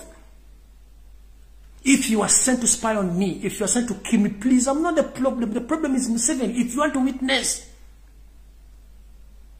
let Museveni die. Even for 30 minutes, you witness that I'm not the problem. Siri kizibu jamuli. Ekizibu ya Museveni. Robert Kyagulanyi si kizibu kyamwe. Ekizibu ya Museveni. Tebakuwa butwa, tebakuwa sente bw'ojjobegera Lumbuye simanyi muliemu olukumala biseera. Bwe bannamawulire bali mu Uganda bali ku TV. Ekintu kyokola bakuwadde emitwalo 10 miliyoni ojjovuma Lumbuye omwono nerinnya kubanga oyagala kuyisawo ekintu kya Museveni. Oli bw'ati bw'akola. Kwekuto okulya ejjo okwesubya omuwula. Ebintu bingi ebijja mu maaso nze seemanyi namwe temumanyi. Who knew me? Tewali yali amanyi. Kati bwe nva mu bantu n'endya ssente za Museveni bankoze ekivve. Satizigo. Sijja zirya tasizirya. Ebigambo byogeddwa bingi n'eri kigambo tekikutula gumba mu keep on talking. Nja kujja mbabuulira amazima. Gwe TV presenter, munnamawulire, gwe munnabyabufuzi omusirikale wa poliisi mbega obasindika otte Lumbuye otte Kyagulanyi okole kyonna. The end of the day olina abaana bagenda kuzaala baana bannaabwe. Oli bagamba kintu ensi esaanawo.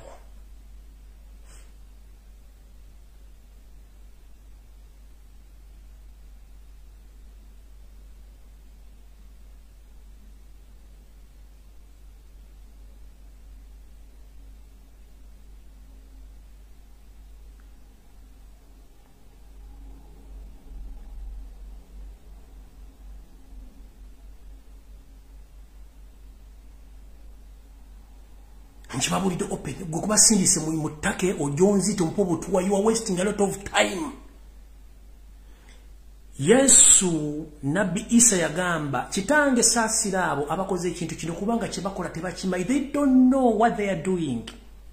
Of those people who betrayed me, they don't know what they were doing because they were helping Museveni to take over our country, to hand over the country to China. So I don't blame you, I blame Museveni and his entire family. So don't be there and you are sent to look for Lumbuye to poison him. Please, you are wasting a lot of time. Don't dare. I'm not the problem of Uganda. It's Museveni the problem of Uganda, not me. I'm just a mere speaker. If the information I'm giving is wrong, why is it that the government is looking for me?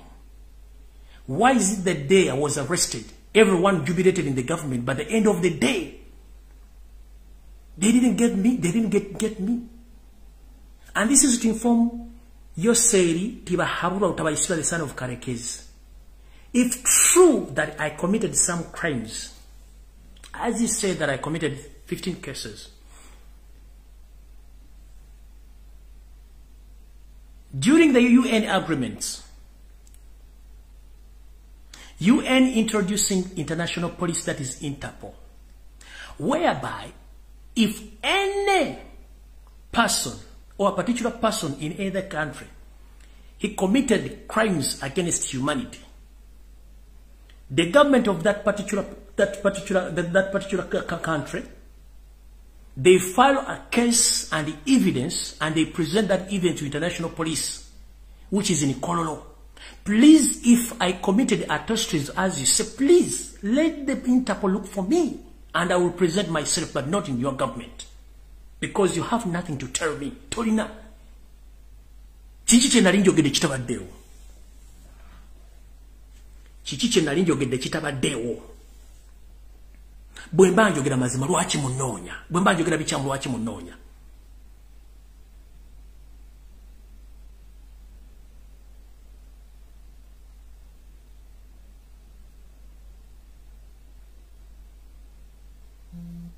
Bwe mba njogera mazima lwaki munoonya.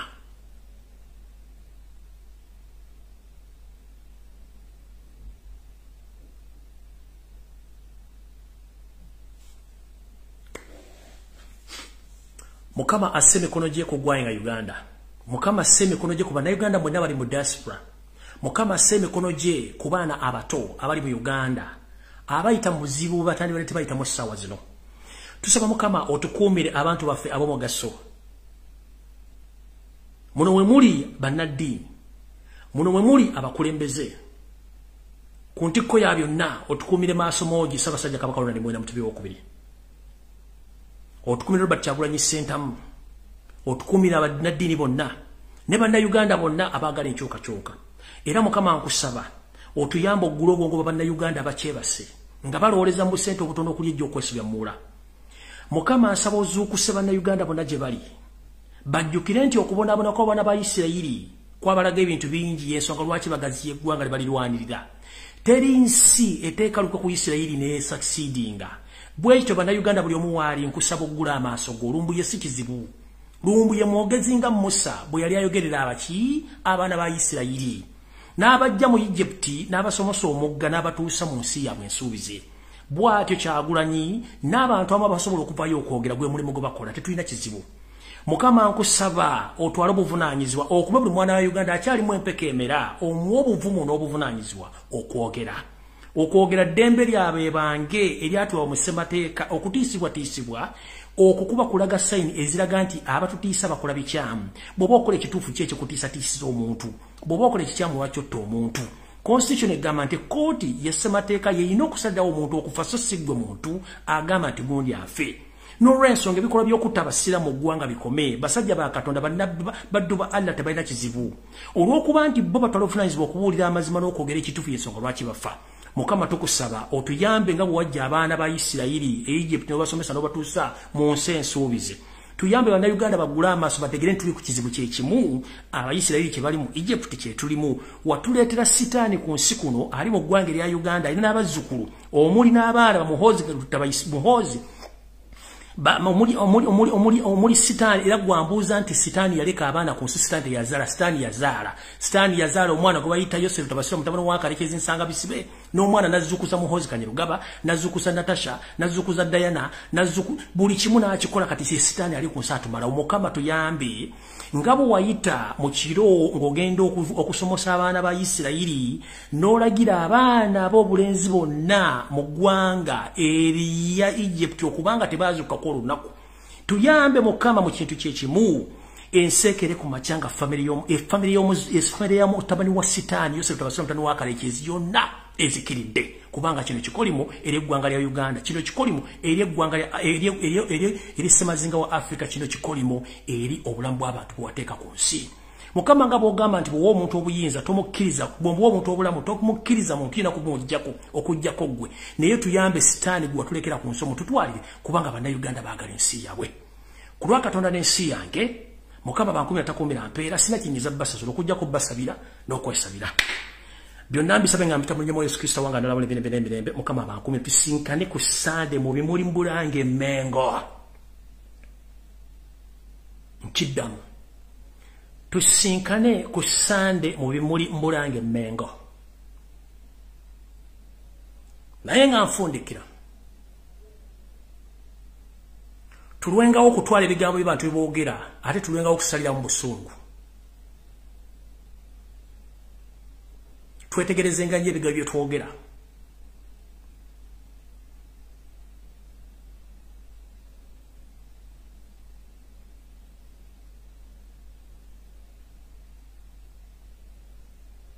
Mukama bankomere